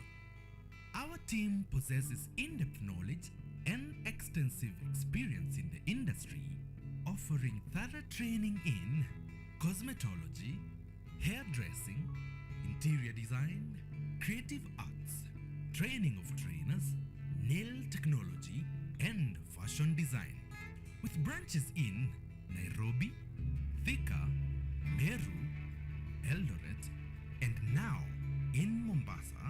Our courses ensure that learners are completely equipped with knowledge, competency, and employability skills. Enroll today to be a part of a center of excellence.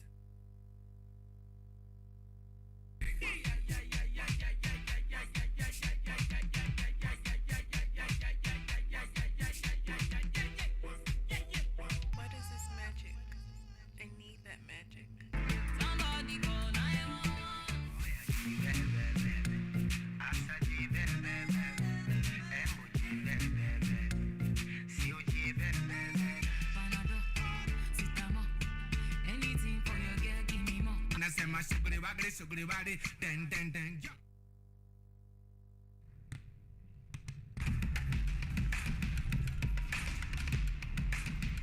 Access to knowledge, solution to unanswered questions.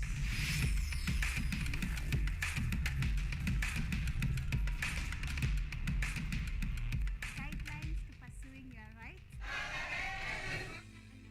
and repossessing your property, intellectual or material. This and more only on Law Matters.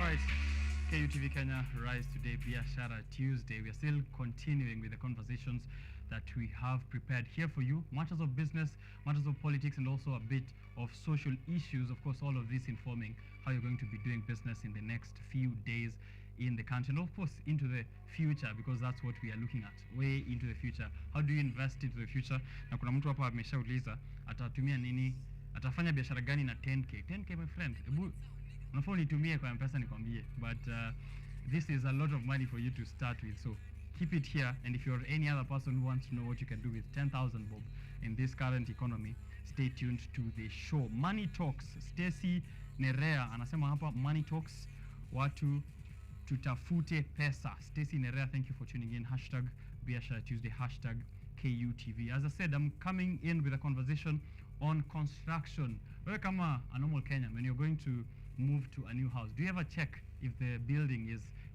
in accordance with the standards and the regulations of the National Construction Authority? And how do you check actually before you move into an area, before you construct your building at a parcel of land? What should you check for? What kind of dangers should you be aware of, and what are the best ways that you should be going on with that construction, and what do you need to consider? All of that detail, we're having it with the director Panco Builders Limited, Engineer Paul Maina. He's on set with me already, so don't go far.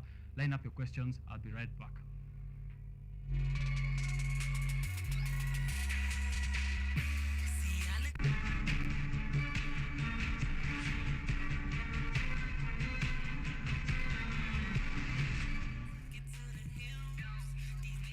All right, let's get into it. Engineer Paul Maina, asante sana for joining us here this morning and creating time. They say that kama nilikuwa nishasahau hii kitu, size does not matter, right? But to construction it does. And to us this morning, this is how we'll be measuring the achievements or the targets of what we are going to be discussing here this morning. So we get 4 tweets, tunaongeza size, sindio? Yes. But we also get to know mbona mnatembea na instruments. Asubuhi na mapema hivi, maybe it's mapema ndio best. Mapema ndio best. Right, even with construction. Yes, yes. Let's get to hear about that. Welcome to the show, bro. Thank you so much. You are director at Panco Builders Limited. Yes. What does Panco Builders Limited do before we get into other matters of what people need to consider as they go into construction? So Panco Builders Limited is a company founded in 2019 to do building works. And basically we have just been doing construction. So just building works, that's Right. what we've been doing. Okay. Yeah. And is this nationwide or you still? Nationwide. Okay. Nationwide, even outside the country. All right. Yes. Definitely. We'll be getting into more details, of course, on what are some of the activities that you are up to there at Panco. Yes. But here we are trying to, deconstruct, yeah? Yes. As we talk about construction, Yes. we're also trying to get the myths out, the important information, the stuff that is true, the stuff that's not true. Yes. And let's begin with the problem first, yeah? We've seen this in Kenya, and it's been, a call to many landlords to ensure that when doing construction of their property, they are still adhering to the regulations, to all the requirements, and also taking a keen look at where they're doing this construction. Yes. But first, what is informing this problem? Why do we have so many buildings? According to your maybe assessment as an engineer, what is the problem that is facing most landlords and maybe property owners that leading to the collapsing of many buildings that has led to the loss of lives? Now, construction company has been faced by so many challenges lately, where you find that like the landlords will want to save money, so they want to cut cost they want to reduce on what they spend on the project. So they reduce the cost, and in the process of reducing the cost, they will interfere with the integrity of the house.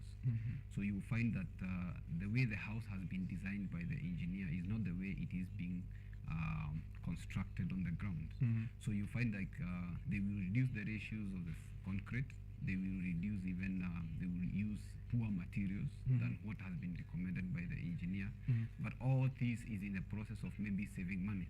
So you find that the landlord wants to save and the contractor also wants to save. So the mistake first comes in most of the time when the landlord wants to save, and then pushing that challenge to the contractor, and also the contractor also wants to save, and the landlord maybe has recommended poor materials. So of course, in the process of now having a bad, maybe a contractor who is also wanting to save, we now push the poor materials again to a bit more worse materials spent on doing the construction. Right. So I think that's one of the things. Then the other one is that most of the people will find that they don't want to spend much on the foundation works, which takes a lot. Okay.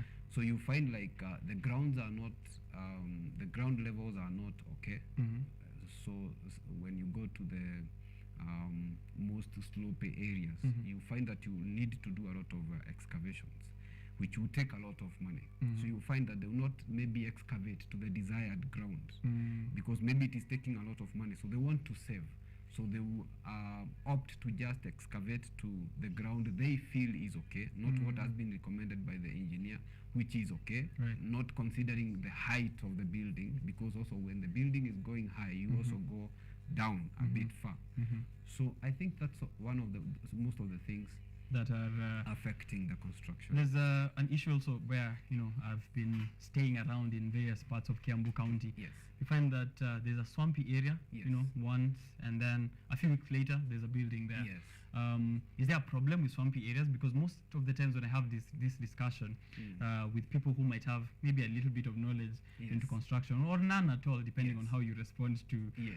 what they told me, Yes. is that mtu anakwambia, you know, in China, in Asia, people construct buildings over water. Even So in water is not an issue. not The an issue is issue. how you do the construction. Yes. Is that true? The issue, it's the way you set the foundation. Okay. The foundation matters.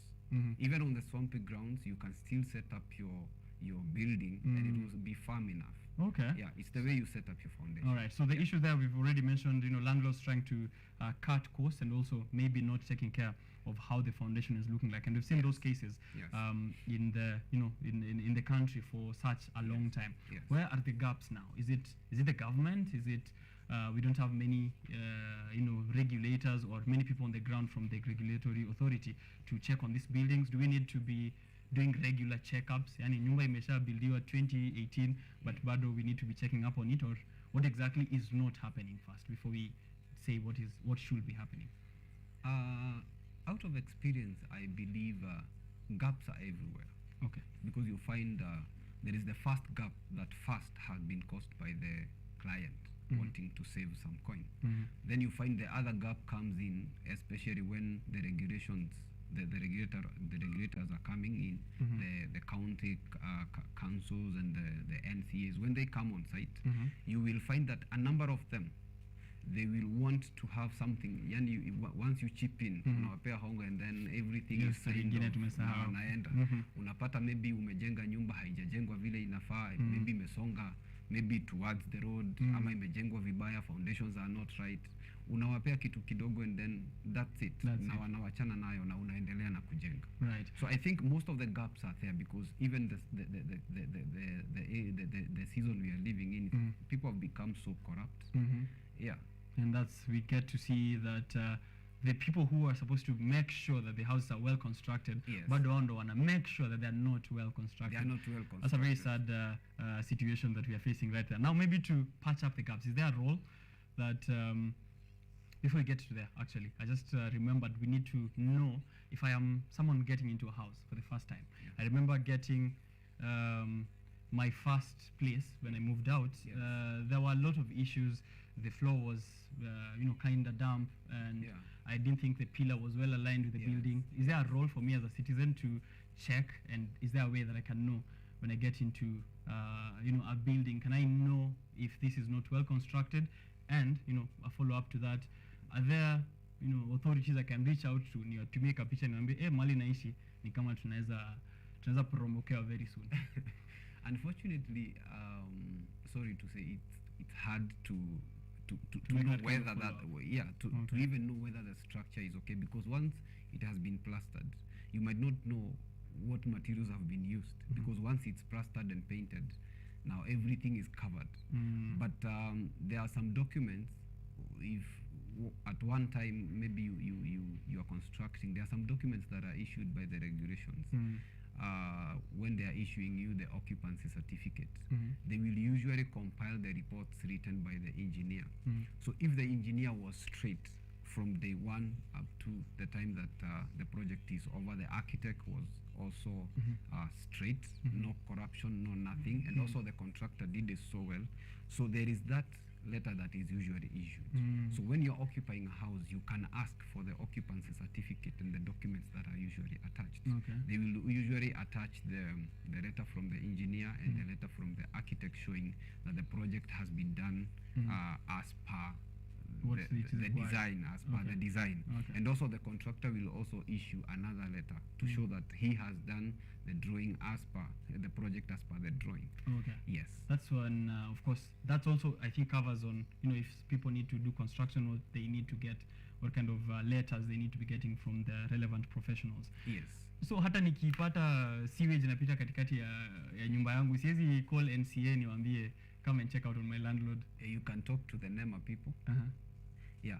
Okay. But again, wakati sewage inapita hapo, I think kama sio ya hiyo nyumba, then that person build wrongly. Yeah, Did they're wrong- putting it. They put the building in the wrong. in the wrong place. Okay. Yes. So now that's of course we've spoken about commercial property and residential property as well. So if I am doing the construction myself, so maybe tomorrow Richard wants to get himself a house next year to KUTV. Yeah. What kind of places do I need to go through? What kind of professionals is a must-have before I get a building? What kind of documentation do I need to get from the government, approvals and such like things? So when you're building a house, the first thing you need to research on and also find for yourself is the location. So you need to know, where do I want to build? So the moment you answer yourself where, then you begin now sourcing out. You need an architect, you need an engineer, and also you also need to familiarize yourself with the government of the county from where you are building, because all the permits you get them from the local government. If you're building in Kiambu, you will have to get all the paperwork done, all the approvals and everything done in Kiambu. So those are some of the things that you need to What are familiarize some of those yourself. permits? You will need to get the construction permit. You will be issued with a certificate, but this one is usually issued to the contractor. So the contractor will apply. But then you will have first, you get the engineer. The engineer does the design. So once he does the design, the architect begins first. The architect is the one who, does the first design. Yeah, the first design. Okay. Once the design is out, it is taken to the county, it is approved. Once it's approved, then it is given to the engineer to do the frameworks, the structure elements. So once he does the structural elements, it's also submitted to the county. Then the approval comes. Once you get the approval, then you just now proceed with the NCA. However, even this approval for the architectural drawings and the structural drawings, there are some other paperwork that you need. You need to have the change of use done. You also need to have the NEMA certificate, because you will not have the approvals without the NEMA certificate. So you begin with that one. The advice that I usually give to people is, one, you need to first apply NEMA way before all this. Because NEMA usually takes more time than the approvals. Okay. So apply NEMA first so that you can avoid delays. Do the NEMA and the change of use first. Then as you wait to decide on how to build and where to build, once you have the plot and where you want to build, do NEMA and the change of use, have them ready. Then when you decide to do the architectural drawings, because those ones can take a shorter time, you can have an architect who can do the design depending on the size of the project. You can have an architect delivering to you an architectural drawings within a week or two. Okay. Yeah, then after that, then you can proceed with the approvals. If you begin with maybe the drawings and fail to do the NEMA and the change of use before, then you might find yourself delaying for months waiting for NEMA, because you not have the approvals without NEMA. But this is for bigger projects. For small projects, you don't need NEMA. Bro, we haven't even started constructing the house yet. Yes. But I hear NEMA, yes. I hear NCA, I Yes. hear architects, I hear Yes. engineers, I hear a lot of letters. Yes. How much is this process before? It should be really expensive, isn't it? Or is the application process free, all these forms, county approvals and all of that? Not really. Depends with the planner. Okay. Because the planner will do his charges, but there are those charges that you pay to the county, depending on the size of the land, ranging from 70,000, 100,000, depending on the size of the land. But you can find a planner who can charge you as low as 50,000 to do NEMA and 50,000 to do change of use. Structural drawings and architectural drawings depends with who. Yeah, they depend with who. Whoever you find, you will have someone also again charging you as low as 80,000 for an architectural drawing, the same for a structural drawing, and so on. But depends with how you agree with the consultant. Okay, when it comes to issues of construction, there are a lot of professionals who have studied, who are experienced in matters of construction. So we have engineers, we have architects, we have all the other. What about quantity surveyors? What about the do you have to involve every single profession who needs to check? I need an electrical engineer to check out the system. I need a civil engineer. I need a structural engineer. I need a quantity surveyor. I need an architect. Do I need all of these people? You need all of them. You will not have an approval without. You will actually currently you will not have NEMA without the QS doing the BOQ. The BOQ is the bill of quantities. Okay. So you have to do the drawing, give it to the quantity surveyor. Mhm. The quantity surveyor gives the value of the project. Mhm. So he tells you the project will cost 30 million. Then this 30 million is what you attach to the NEMA report. Mhm. Then the NEMA will be charged. So Okay. currently they are charging 1% Mhm. of the BOQ. So the Okay. amount you pay to NEMA is 1% of the Of what BOQ. your Yeah. bill so of quantities. bill of the quantities. bill of quantities. Okay. Yes. Yes. Right. So this, or you have to involve these professionals before you have to get the approval. Yeah, the electricians, Mhm. the plumbers. Mhm. Most of the people will not even involve the electrician, which is wrong. Mm. And I'll tell you why. Assuming that in this studio you have done your electrical works, Mhm. piping and all that, Mhm. and then the person who did all this work happens to disappear, or maybe you don't want to engage them again. Mhm. When you bring on board another one, how will he locate which wire goes where? That's true. So you need an electrical engineer to just do a design. Okay. Then ensure that the contractor or whoever did the works has done as per the design. Okay. So anytime you bring someone new on board, maybe you didn't continue with the person who did the actual work, you Mhm. bring in someone else, you need to submit the drawings to them. So if you need to know which socket goes where and which light, this lighting is switched by which switch, Mhm. so they will be able to Follow track through, it yeah, and see. okay. The same case with plumbing works. You know, all this has been plastered. Mm. The cross cup of the toilets are blocking and all those. The drainage is not going. Mm. How do you track it if You you need to don't have have that the initial drawing? plan, right. But you see, most of the people don't want. Mm. You find like out of 10, you will only find like 2 or 3 people have the drainage and the electrical drawings. Okay. Is there a standard way of building, especially residential property? Kwa sababu tu huwa tunaona sometimes, you know, a house that's trapezium, you know, unaingia kwa nyumba choo unajisqueeze ndani. Are those also some of those people who take shortcuts? Or it's okay, hata ukibuild whatever type of house, as long as it's well built, it doesn't matter. Depends with the plot. Okay. So you find that the way the piece of land has been divided, it's not square. Mhm. So you find someone, they don't want to waste space. They want to do their project as per the way the plot has been designed. Mm. So the best thing, and I usually tell people, just do your building properly. Then the areas you want to occupy, you can do something else there if you don't want to waste a piece of land. Because Okay. when the house has not the right shape, it's not 90 degrees, does not have, is not square, then most of the people will not occupy the house, because you want a house whereby you put your bed at the corner, maybe you put your chair at the corner, or you want to have your furnitures aligned properly. certain way. Yeah, if the house is trapezium, as you say, it still works. It doesn't help. Okay. Yeah. All right. So let's maybe answer one of the biggest questions that I've seen. Yeah. Should I buy or should I construct? Because when I hear about all these approvals, recommendations, processes, sijui nini, ningoje NEMA, siniende tu hapo nje ningoje mali nchini ya Paul alishatengeneza. Nimuulize how much, shika hii cash, get out of my way. Let me just occupy this house. Is it cheaper to buy or is it cheaper to construct? Depends with the or is it also better? You know, between, you know, cheaper might not be necessarily better, Yes, right? yes. So cheaper and better. Can you address both for buying and constructing? I'll approach it this way. If money is not a problem, buy. Mm.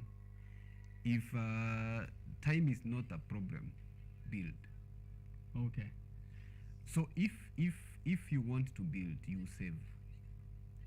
And two things will happen. If you're building for yourself, you might save a lot of money if you get proper people to do it for you. If you get a good contractor, then you save a lot of money other than just buying. Then the second thing you do when you build for yourself, you have the privilege to choose the preferences you want. So you build the house the way you want. You can design it the way you want, because the one you're buying is already designed by somebody else. But if you design it by yourself, then you will have the privilege of saying, I want this bedroom to be here. Like this, I okay. want the bedroom to be all the bedrooms to be en suite. But when you're buying, you just buy as it was designed. You buy already someone else's design. Yeah, So if you but I have would- time, build. If you have the money, buy. Buy. Yeah. Okay. But if you have time and money, build. build. Yeah. Or build and buy. Build and sell. Yes. Now let's get to hear also what you do. Yeah. At PANCO, right? Yeah. Do you get to take care of all these problems? You know, if I come to you now as director and with your team, Yeah. will you take care of this process from NEMA all the way to construction, or how does that look like? Yes, PANCO Builders Limited does build and design. So we have a team of professionals. We have an architect. We have several engineers who are in charge. Currently, we are having several sites, and every site has an engineer who is taking that as the foreman. Not just a foreman, but we have a foreman as an engineer. So we have a team of professionals. We have a QS, we have an engineer, we have an architect, even NEMA, we have a planner. So when you come to PANCO Builders, you have everything you want. You Yeah. don't have to go source. Okay. An engineer go source, an architect go source, a QS. You have all of them under PANCO Builders. Okay. Yes. It's really beneficial to have all of that. Of course, you know, I don't know how I will move around NEMA. Even getting permits, simple single license permit, business permits is a really, you know, problematic going through county offices and all of that. So it's important to see that PANCO can be able to take care of that with all these professionals under one roof. That's really good. Now let's speak about urban planning for a little bit. I see, you know, buildings, high rises coming up all over. Siku moja leo hapa ni kibandaski, kesho yake ni real estate. Hapa leo ni barabara, kesho kuna property.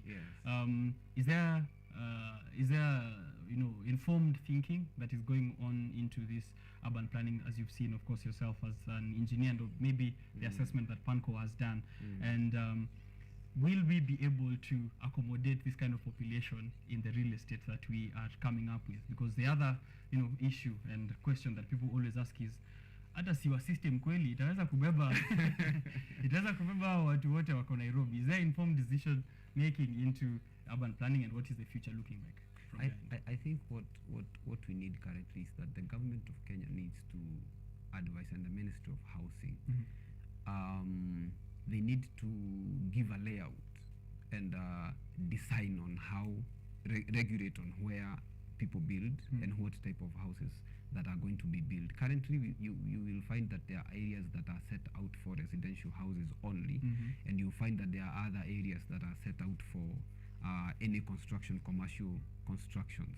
So we need to have the government designing like the sewer lines, because that is the main challenge, the sewer line and also the roads, because you find like there are so many, like you're saying, today Kibanda is here and then tomorrow a big structure have risen. On the opposite, the same happens, and the road is just 9 meters.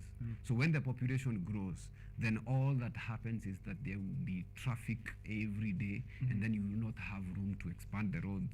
So you find that you don't have control over some of those things, and then what happens is, if the area is has a problem with traffic and the sewers, then the commercial construction houses, now the value goes low, because where you are paying maybe assuming 20,000 because you would access the house easily and the sewer was okay, once now the place is backed like that, then you find that you have to lower the prices of the units. We charge now 15,000 to occupy, and then as the population is growing and the sewer is becoming worse, the value of the houses goes down every day. So I think it's important that there is a design that is given, that especially mostly on the roads and the sewer, because this is where now the main problems are. You find that the roads are very small, feeding very large population. The sewer is not sufficient to carry the waste. That's why we get issues of waste, of course, blockage and all that. All right, yes, that's true. Okay, yes. so make sure maybe the government should also be keen, and I don't know, we've been calling out on the government for so many issues. I think it's time they do their job. Let's just end it at that. Yes. Residential versus commercial property. All this documentation that you just mentioned, is that just for you know, urban residential commercial property, or anywhere else? Hadi mtu kuko Western anataka kuweka nyumba yake hapo kwa backyard, do they also need all these approvals? They apply everywhere. Okay. They apply everywhere. There is in Kenya you can't construct without all these permits. You need all of them. Yeah, there's no single construction you will do without all those permits, and you require them. Okay. Yeah. So people ensure that they get all this information. Na pia wakuje Panko. That's where they also can get that consultation. Of course, all of them come to Panko. Yeah, we will true. sort you. You don't have to have the hassles. You see, the challenge of separating the consultants. You will have a good consultant that will comply, and then you have an engineer, and then you will come and engage an architect who. Both the architect and the engineer, they're not in good terms. So you have a lot of problem constructing. Then you bring in a QS who will not be in good terms with the two. Then have a contractor who will not be in good terms with all of them. Then you bring a foreman who does not like them. Who does not like them, who Okay. is not even doing it right. Okay. So you better come to Panko. Right, definitely. Yeah. Are there some projects that you can mention maybe? Yes, that you guys have Pefas been up to? Yokimau. We have a project in Pefas Yokimau that is at second floor, but currently it's being occupied. We also have a project we have done for Aero Group Logistics Limited. We also have are those amazing pictures I'm seeing on TV. Yes, from you guys. Yes. That's in one. That's Syokimau. Pefas Yokimau. Okay. We also have another one in Kitengera for Aero Group Limited. We have already, it's at first floor. Okay. Then we have another one at Brewster Girls, Juja. Okay. We have also done some projects for Axela. And so many other clients. Of course, Yes. we're not here to list them all. Yes, of course, yes, definitely, yes, but yes. just want to Yes. wajue kwamba of Yes. course you have a track record of Yes, work that yes. is up and running. Yes. That's good work over at Panko. Yes. Maybe as we try and wrap up as well, for people who want to come through, where can they get you guys, and what can they look forward to? I'll allow you to do that on this camera. All right. Now, Panko Builders, we have an office in Syokimau along Katani Road at Cetra Center, first floor, B14. You can find us there.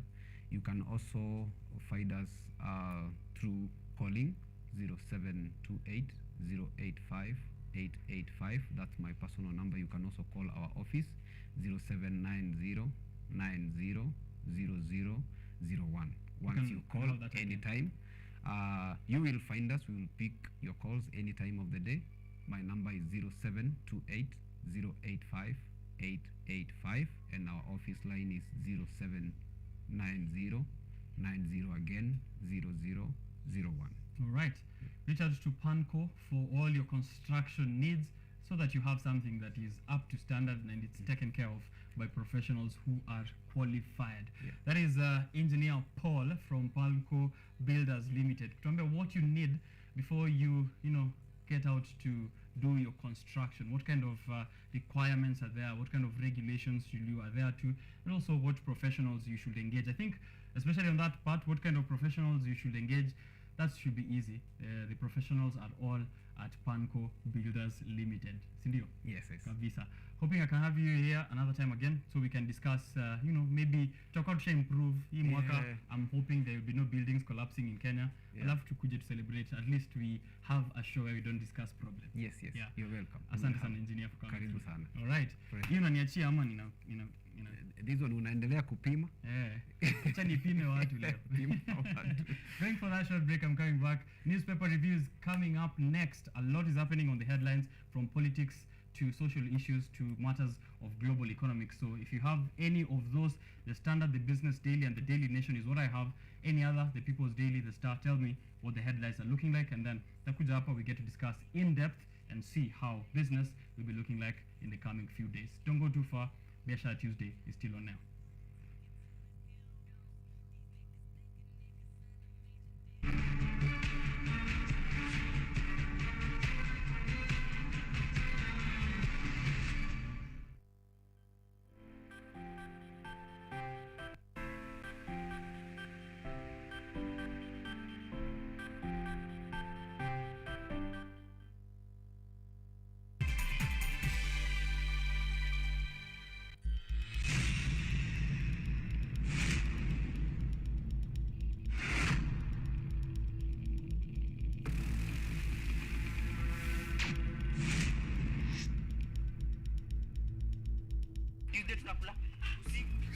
Tuachane na break kwanza, tuende lunch. Chapo.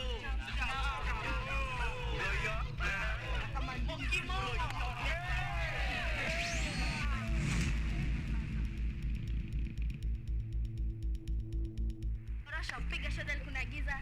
Siki nice to jinaice weke story.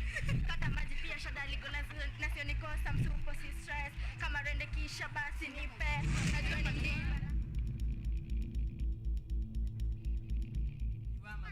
Big up, Zade, ukiwa Adliva, big up, Sis, big up, Shows, Mamba, big up, Oya, wase wote, okay, my principal, big up.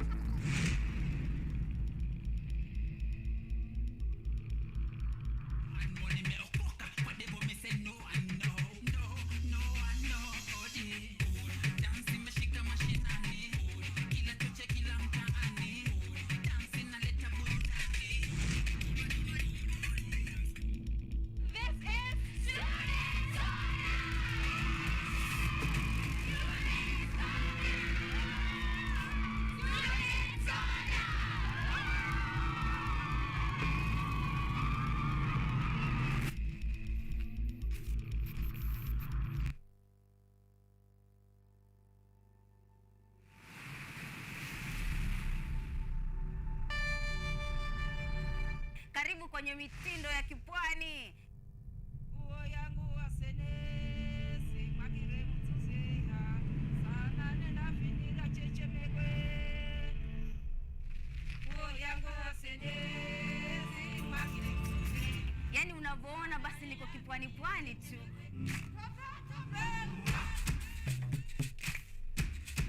Wali unapopika inatakana uko half cooked. Bagari.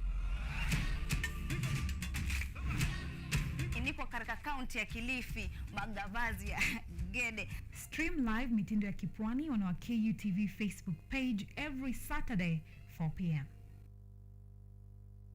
Zakam is an individual or a group of men and women who believe in research and innovation, and especially in the medical field, where especially we are dealing in orthopedic care. Zakam has come up with a product or an innovation called the hip spiker table. So this hip spiker table we came up here in locally, and we are producing it here in our workshop. We've also come up with another innovation called the fracture chair table. This one is normally used for fractures, especially for adults.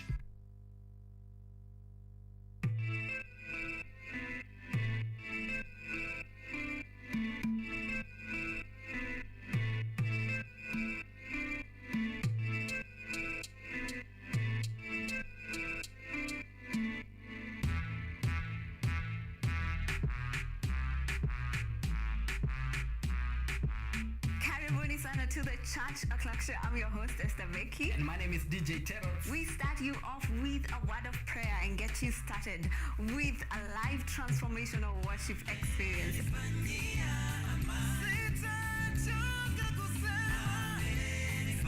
And have our minds renewed by the word of God on the word segment. And not forgetting new music za hii wiki, yani ndakuwa bado nawapatia pale wasanii wamekuwa kiwakali.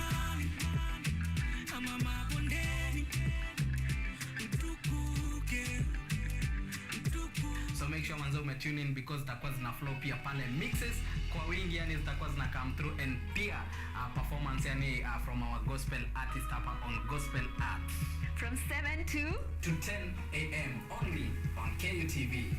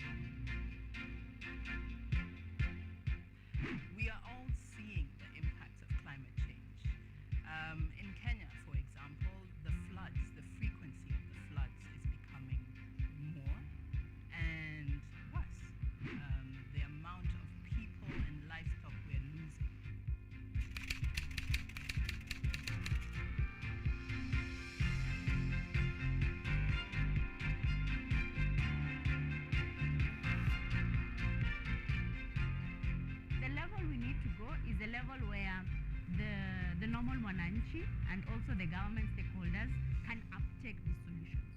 Those small acts multiplied by millions of us will help make a difference in the world at the end of the day. It's just a slight behavior change that we need, and you find that it serves us a bit more than you put in, and that's the goal. We want to live a better world than we found, because at the rate we are going, it's dire. We will secure the planet for future generations.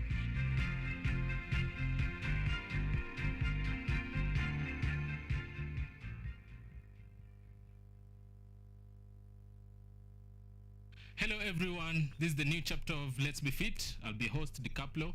I'm here to give you various workouts. I'll be having different trainers. We'll have Zumba classes, we'll have aerobics classes, we'll have box exercise, we'll have kata box, just name them. The show comes every Thursday from 6:30 a.m. to 7 a.m. Keep it locked, make sure we keep fit, and that's it from me to you. Let's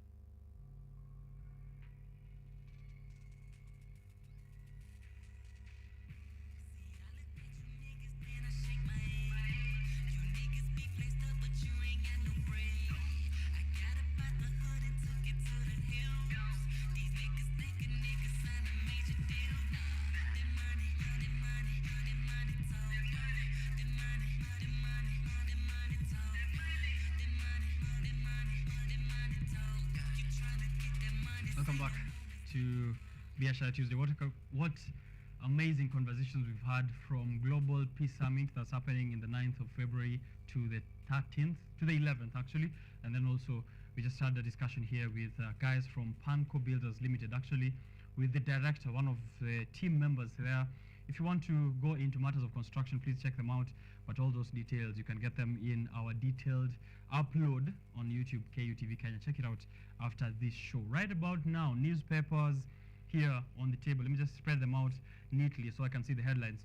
On the Standard, Ruto goes after Uhuru. President William Ruto has gone for former President Uhuru Kenyatta's regime officials with claims that some of them are sponsoring Azimio rallies with the purpose of evading tax. And this is according to the president, and he's threatening to name the financiers, and this story is in page 4. We are going to have a look at it just briefly in a short while. On the Business Daily, the headline there, Peter Kenneth and 31 other investors are bound to get 5 billion Kenyan shillings after selling their stake in the Mayfair Bank. Remember, politician Peter Kenneth is the founder of Mayfair Group, which started as Mayfair Insurance, and is among the investors who teamed up in 2017 to establish the bank that targets large and medium-sized firms and high net worth individuals. We're going to have a look at the details of that transaction as well. On the Daily Nation, junior high confusion as grade 7 learners open school. So yesterday's reporting day for grade 7 learners was faced with confusion, even as the inaugural class of junior secondary schools was reporting, especially in public schools, because many of them are lacking teachers and textbooks and uniform, and already are facing a congestion crisis. Page 6 and 7 of the Daily Nation has the details on this, and we're also going to have a brief look into that. I think let's begin with Ruto. If you have the Star, the People Daily, please tell me what the headlines are like there, and tujue kama pia wao wako on the same page with the rest here. So the Standard is prioritizing the Ruto versus Raila versus Uhuru standoff that is currently happening, and we've witnessed this since a few weeks ago when former Prime Minister and current Chief of Opposition Raila Odinga called out for public engagement forums at Kamukunji grounds. And this is because of his feeling that he lost the elections in August 2022 unfairly. And I call it a feeling since the polls were already out and the Supreme Court made its decision, and no substantial evidence has come out of the Azimio coalition to back up their claims that UDA was indeed involved in backhanded deals with IEBC to provide, of course, a win to President William Ruto for his run on those August polls. Addressing MPs in Mombasa, President William Ruto, here I'm seeing on the page 4, is quoted as saying that even if they sponsor these demonstrations, is going to ensure that they must pay taxes. President William Ruto has been keen on ensuring that he's doubling down on taxation of Kenyans, those who have not been in the tax bracket, those who are not paying the correct amount of taxes. All of them are still being brought under the tax bracket to ensure that Kenya is making a turnaround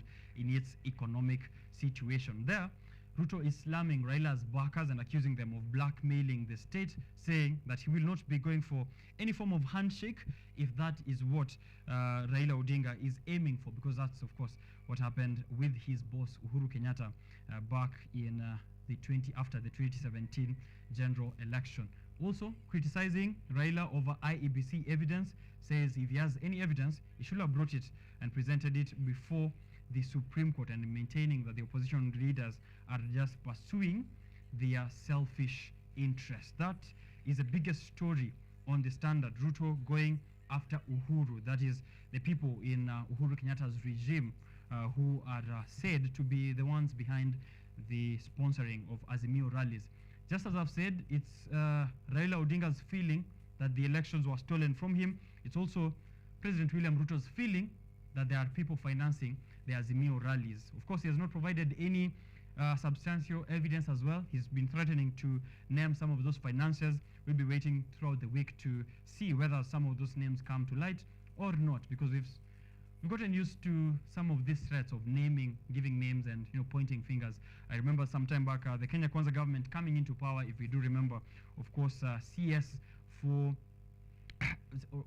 apologies for that. CS, that is Kipchumba Murkomen, saying that he will be giving out the details on who are involved in that SGR contract between Kenya and China. But still, to date, we are yet to see the names, we are yet to see the details of that contract. We're hoping that the president can be the one to lead us into a nation of honesty and transparency. Hopefully, names do come to light anytime from now. There are still on the Standard, hope for bright future as grade 7s are joining school. We are seeing here the inaugural class of junior secondary schools under the CBC curriculum, the competency-based curriculum, taking effect as of yesterday. The first class, there are grade 7 students who are required, of course, to have different material for learning, different uniforms, and also different classes to separate them from the rest of the students or the pupils who are still there within the primary schools where these junior secondary schools are housed. The Cabinet Secretary for Education, Ezekiel Machogu, is calling out to all heads of schools not to send out any students in junior secondary school who are lacking the necessary uniforms and the necessary material to attend school. And that is also the story that the Daily Nation is prioritizing there as the headline. Junior high confusion as grade 7 learners open. They have this story on page 6 and page 7 of the Standard, and of course detailing there that day one, which was marked by protest from parents who are accusing schools of giving out high fees structures to the students who are being admitted to this JSS. You can read more details, the reaction from parents, what the students have to say in this new curriculum, and whether, of course, it will be helping towards focusing on competency-based assessment for students rather than on just solely focusing on their education and seeing what their results are at the end of every few years, as we've seen with the national results. So that is what is happening there in matters of education. However, just tying it with politics, it is a new dawn for Kenya in the electoral reforms and the election acts of 2012. Now, as one High Court judge, I believe that was in the Standard, I'll be getting those details. But first, let me read a tweet here from one Simba Elijah Charles Kiage, saying that in Kenya, now you do not need a degree to run for the following positions: President, Governor, Member of Parliament, Member of County Assembly, and guess who are the loudest about educational policies in the country? Them. What a time to be Kenyan ladies and gentlemen. Here, I see the High Court, of course, as I said there, has lifted the judge. Justice Anthony Mrima drove the final nail in Kenya's quest to have her resources managed by her people, managed by people who have advanced degrees. The judge ruled out that no MP, MCA, governor, and president should be or required to have a university degree before they get clearance by IEBC. So if you have a desire to run for politics in 2027, hauna haja ya kuwa na a university degree. If you did your Form 4, you are good to go. One of the other rulings that was done there for the Elections Act reform is that the law is now requiring that cabinet secretaries and county executive committees do not be reprimanded for engaging in active politics while in office. So they can declare what side they lean on, they can declare their positions on various issues that are happening in the field of politics, and also the law is prohibiting all other state officers and public officers from engaging in politics because it may jeopardize their political neutrality. So if you're not a CES or you're not a cabinet secretary, you are required to stay off of politics. In the end, this court has found that except for the CES and the CSS, the rest of the state officers and government officials should restrain from engaging in political activities. One other thing that is also happening in the field of education, CS Machogu is banning early and late classes for all students, and this is requiring that no students report to school before the break of dawn, and none of them are still in school within or before dusk. So by 3:45 p.m., all learning should be closed across all schools. So this is compulsory for any learners who have been for so long struggling to get to school, being ferried as early as 4 a.m. I know we've seen those cases even around the estates where we stay at, so that they can attend school at 6 a.m. for early morning prep. So that is no longer going to be the case, and communicate that effectively. If you're a parent, communicate to the necessary schools, because I think I still saw this morning buses as early as 5 a.m. ferrying students to school. So hopefully that will be effected into the future. Headline from the Business Daily: Peter Kenneth and 31 investors are bound to get $5 billion in Mayfair bank sale, and this is of course $40 million. That's around $5 billion. Yeah. So they are selling their stake to Egypt's Commercial International Bank, and this is because they were not making profits earlier on, and this Egypt's Commercial International Bank, has been able to make a turnaround for the 9 months in which they have been given the mandate to steer business there at Mayfair Bank, and that eventually has led to Peter Kenneth, the politician, former presidential aspirant, who's also the founder of Mayfair Group, and also former member of parliament of Gatanga. He's selling his stake, and some of those others who are benefiting from this deal, which is taking effect as from today, are Mr. Rashir, the chairman of Kenya's top football club, Gor Mahia. The chairman of Gor Mahia has a stake of 0.98% in Mayfair Bank, so he's bound to also reap some of that money that is being realized from this sale.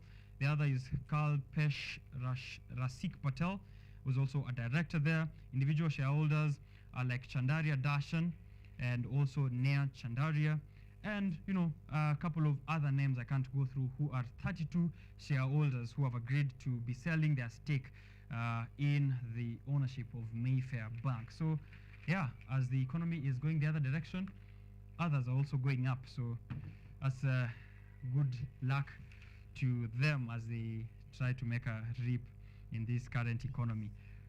Kenyans are not going to be realizing any lowering of cost or tariffs from Kenya Power, as now the management and the various stakeholders at Kenya Power yesterday made their statement on why exactly they need to do an upward review of the electricity tariffs in the country. The first review was done in 2018, and electricity prices have been actually favorable to millions of households who've been benefiting from that subsidy for the longest.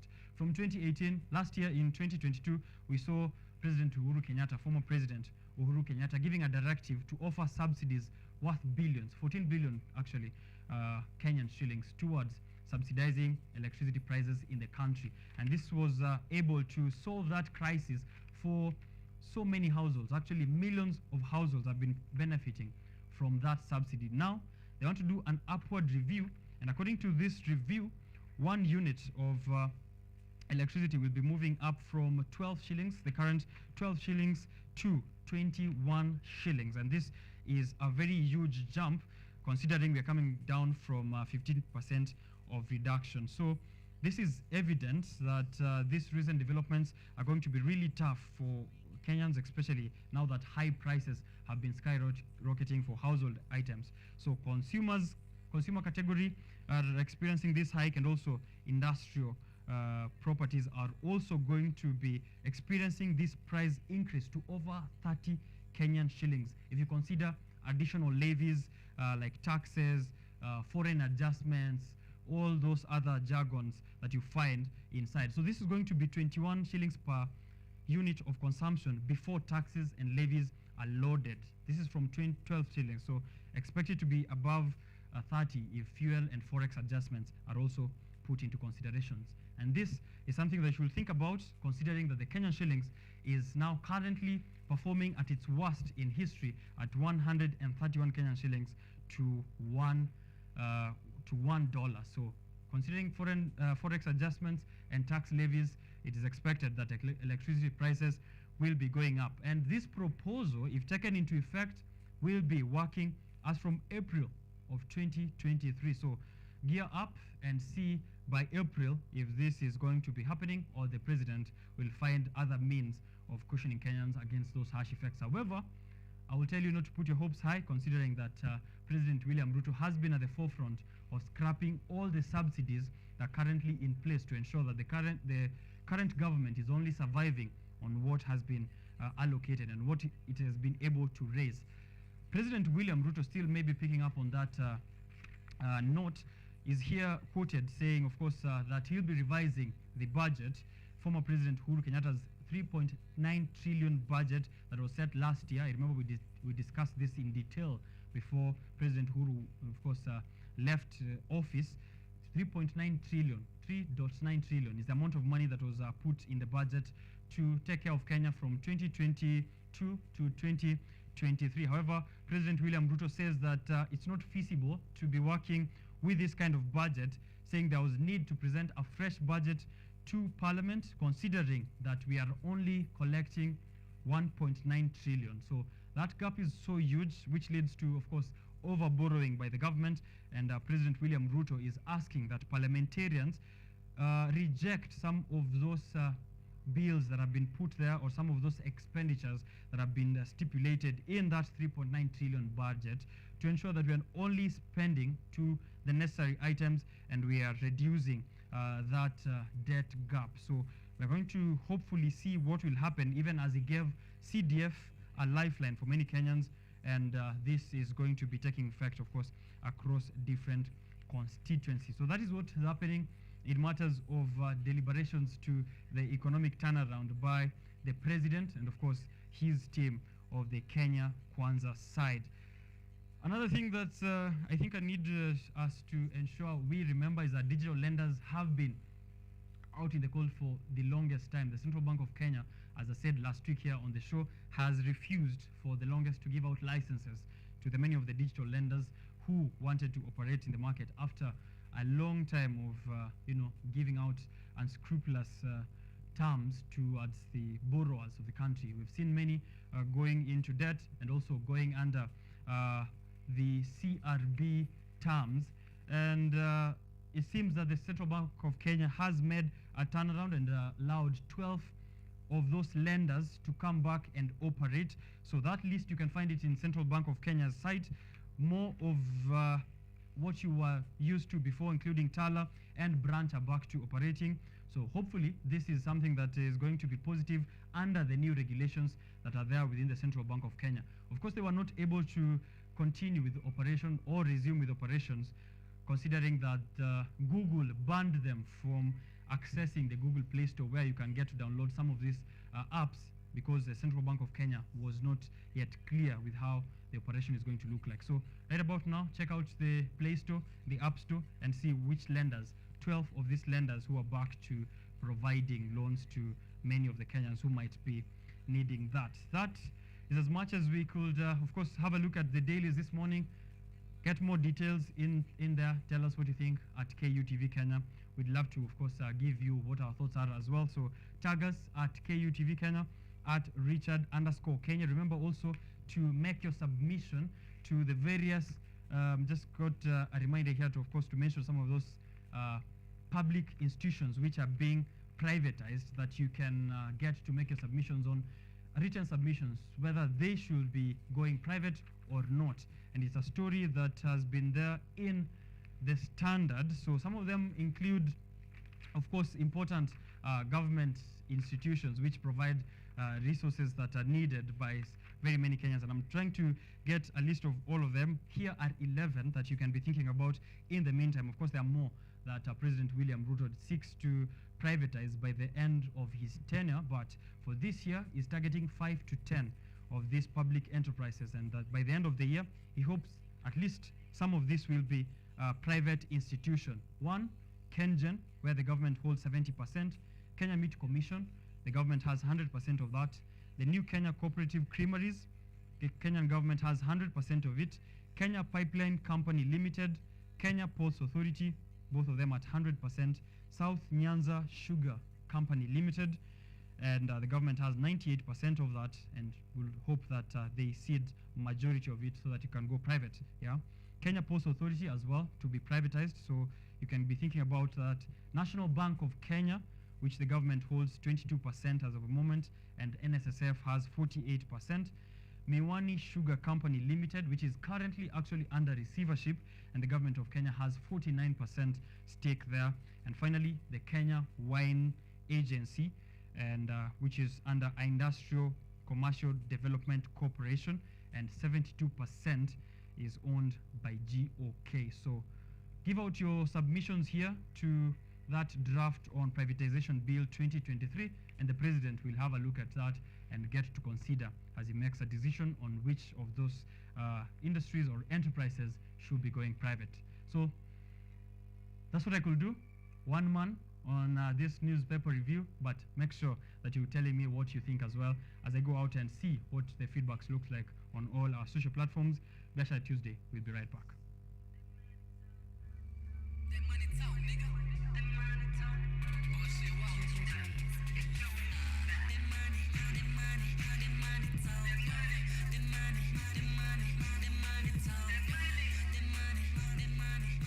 Okay, we are now at the mark that tells us it's time to close this up. It's 9:50 in the morning. The quote at the back of the Business Daily says, "The very essence of leadership is that you have to have vision. You can't blow an uncertain trumpet." So the very essence of leadership is that you have to have vision. You can't blow at an uncertain trumpet. This is Theodore Hesburgh, who is an American Catholic priest and academic. Catholic priest. Please forgive me for that. Catholic priest. That is the quote at the end of the Business Daily. Thank you very much for tuning into the show from 7 in the morning. It's been a really long show, but also a very educative and informative one. Tune in to the next broadcast. Of course, next week on Tuesday morning, I'll be back here on matters of business, technology, politics, and everything in between, global economics. Kila kitu tu, tuna make sure we look at it to ensure tuko pamoja na mahali biashara inaelekea, and we're making money. 10,000 Kenyan shillings. What should someone do as a business for 10,000 Kenyan shillings? I have a lot, so I'm going to be replying to that person who sent the feedback, because I don't think anyone else did send their interest. So I'll be reaching out to that. But I see more comment here. Ashley Asachi enjoying the show live from Gong Road as well. Asante sana for tuning in. And also on Twitter, a couple of guys here who have tuned in. Maybe just I can give a quick shout out. Ndush Kamau, you're saying you're watching all the way from Sigona. When your friends shout you out on live TV, and then I won't say who that is. Thank you very much for tuning in. Adrian Kipko H as well. I see here Tony Mushiri and also Saxian Miyako. Asante sana for tuning in. Tony Kiprotich, shout out to you. We do miss you on this show as well. Used to hold us down on the social media section. Asante sana Tony for creating time. Until next week Tuesday, please follow the rest of the broadcasting here from KUTV. We'll be back on KUTV Rise today, Monday, with Current Blessing next week on Tuesday, and then I'll be back with Biashara Tuesday. If you want to have breakfast in bed, sleep in the kitchen. I'll see ya.